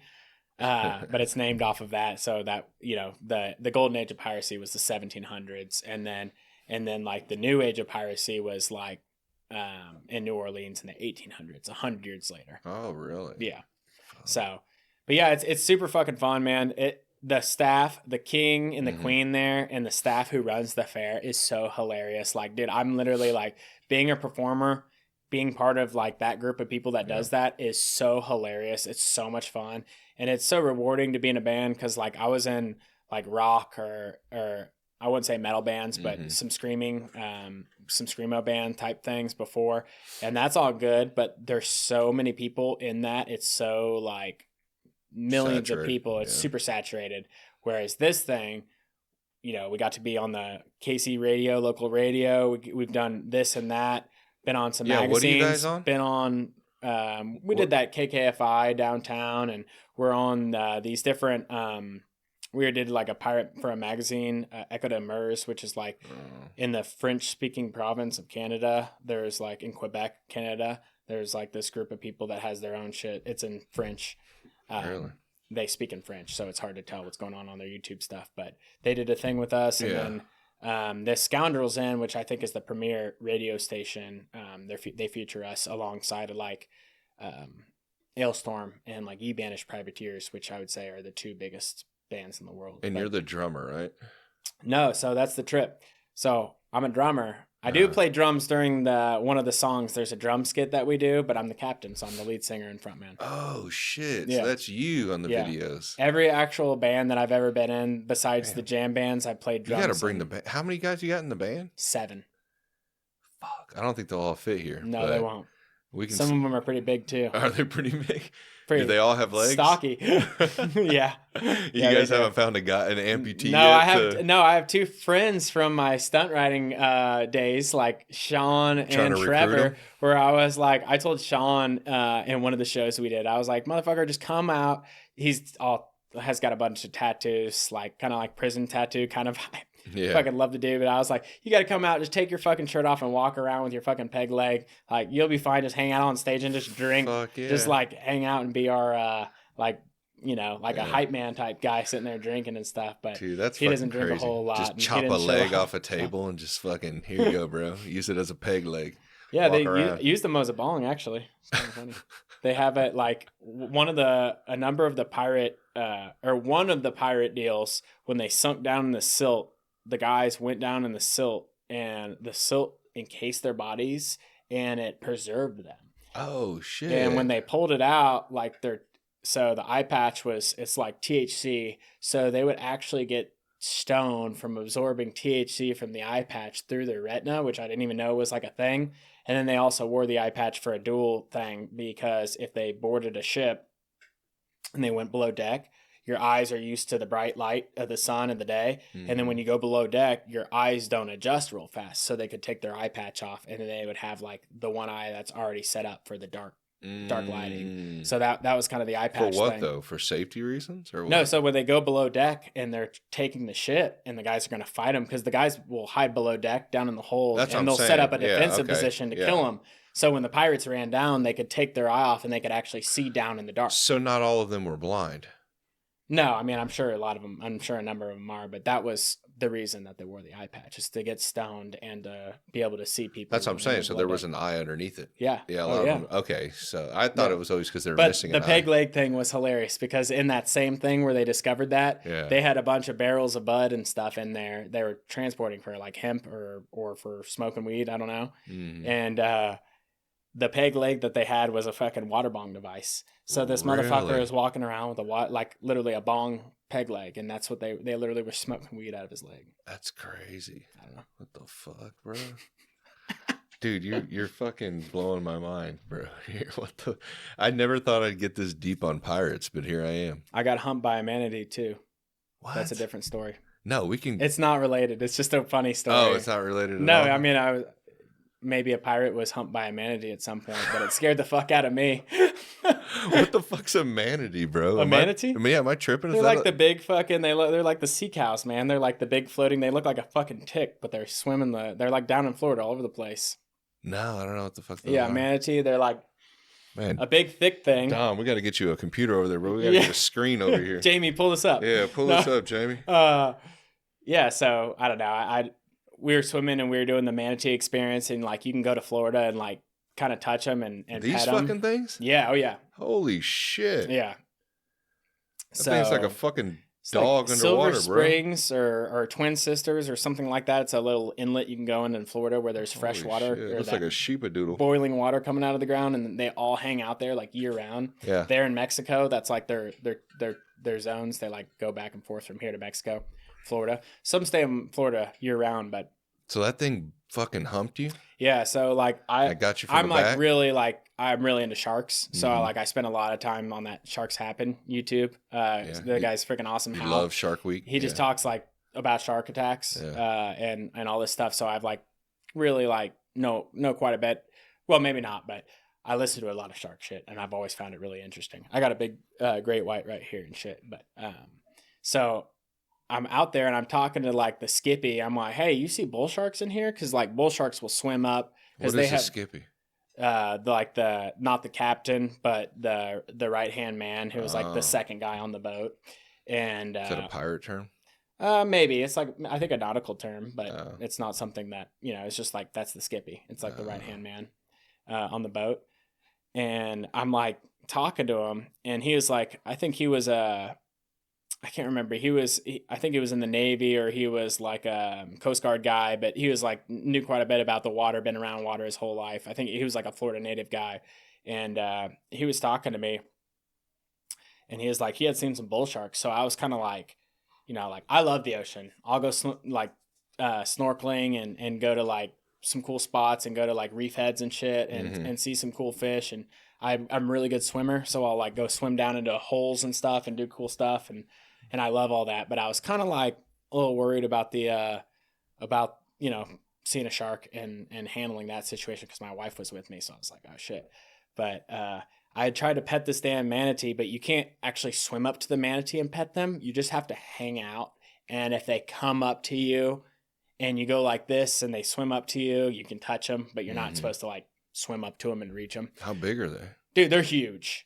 And like they're like all muscle, dude. They're thick, dude. They're big freaking animal, but they're really graceful, swimming around in there and stuff. And I was swimming with like 4 or 5 of them. They're a little baby and stuff, and they're kind of doing their things. And I gave up trying to pet them and like hang out with them because I'm like they're just like doing their thing. Yeah. They were like hanging on to this other lady who was there, not with our group, and I was like watching her underwater, and this one's like hanging on to her.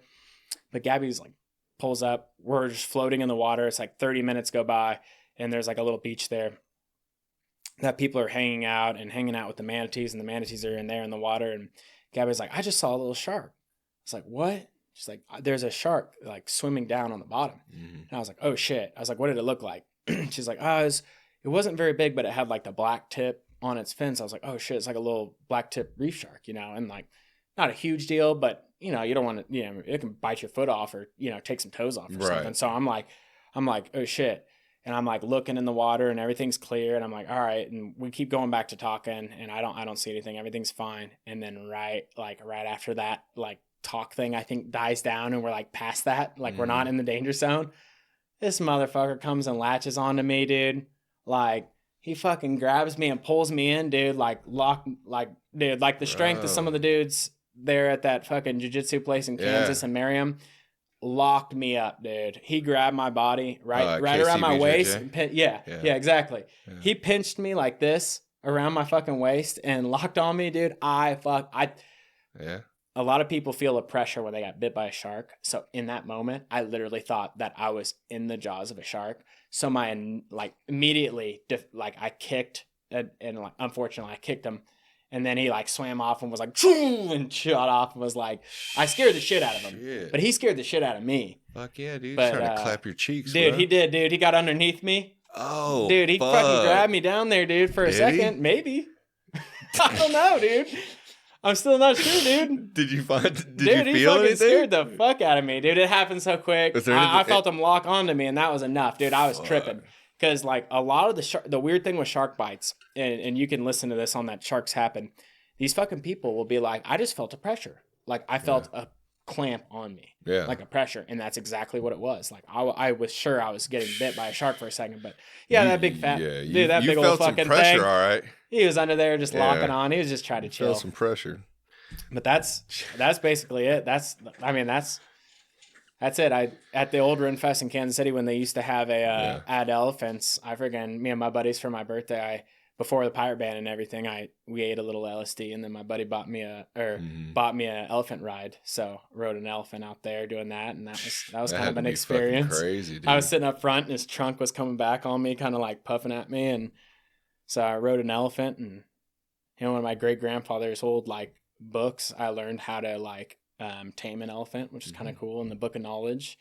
And then I kissed a walrus one time at another place at this SeaWorld thing back in the day when they used to be able to go up and deal with the walruses. How did that go? So that was the kind of the primer Yeah. for the getting humped by the manatee. That was the foreplay. Yeah, it was like the foreplay when I was younger. Holy shit, bro. Man, I don't know. Fucking Cam, I don't know what to make of you, man. You've had a fucking weird life, dude. Weird shit, man. Weird, It interesting. happens to me. Interesting life, though. Only that one time with the UFO where I tried to bring this shit on, but I will say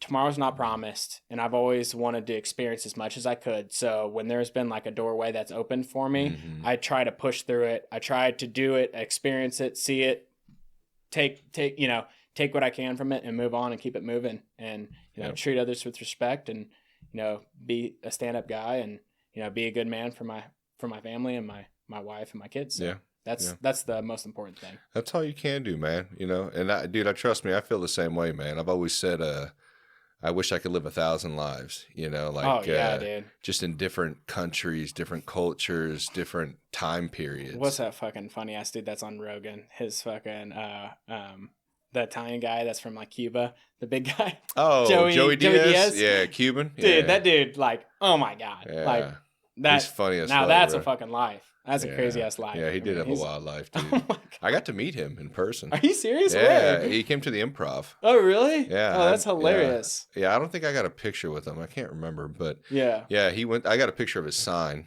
that he had, like Joey Diaz. Was it good?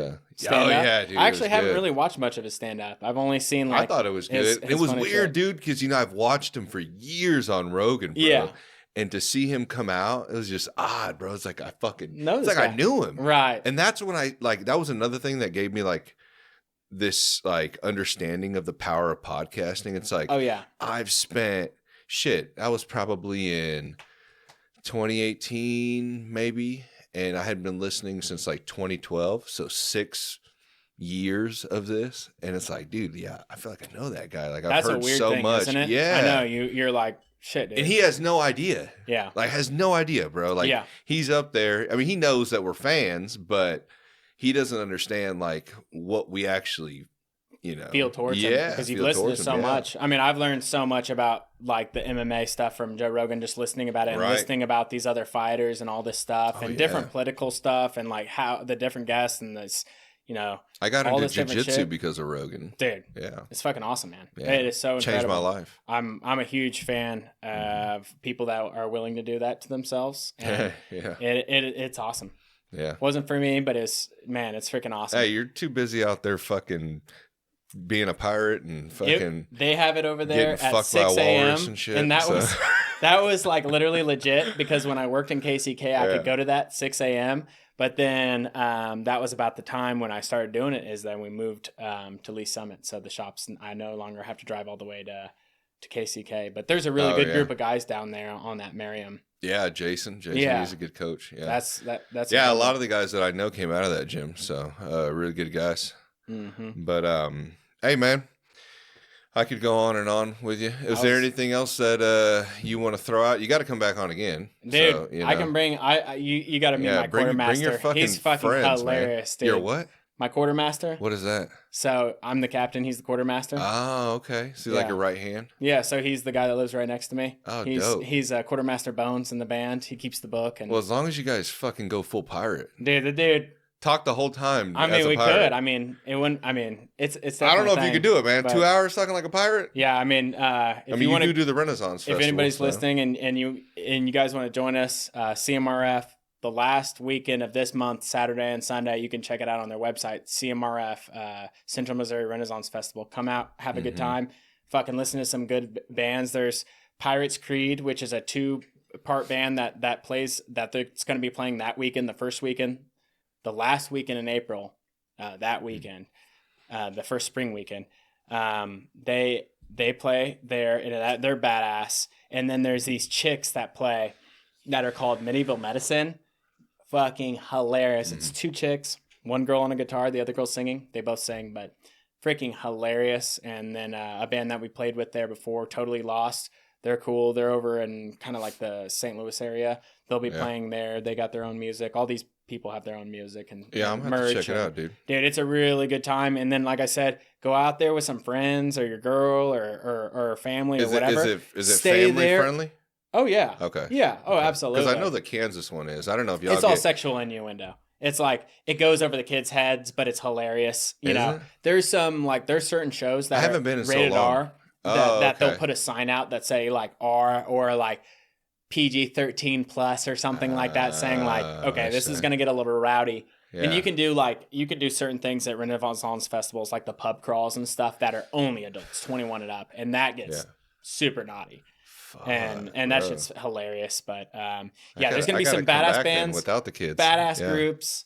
We all meet up at the end of the night at I think 5:00 at for the pub sing, which all the musical acts meet at the stage where we play and fucking do like everybody takes turns doing a song, and then everybody walks to the gate, and then we close out. That's at 6 is close, and then from 6 you just drive, literally get in your car and go boop to the camping ground right there, and you can stay in this beautiful little camping ground and you know, get sober sleeping there, and then drive back home the next day. It makes a fucking awesome vacation. And I was doing that before I was in the pirate band. I would go and check it out and loved it, and hell yeah, it's just fun. Yeah, so, definitely have to check it out. Yeah. And your new album is called what? The New Pirates Republic. Yeah, so hopefully we'll drop some music or the whole album itself on 9/19. So Talk Like a Pirate's Day later on this year. And we're going to be playing, so in our sets, we're going to be playing some of our new songs on that album there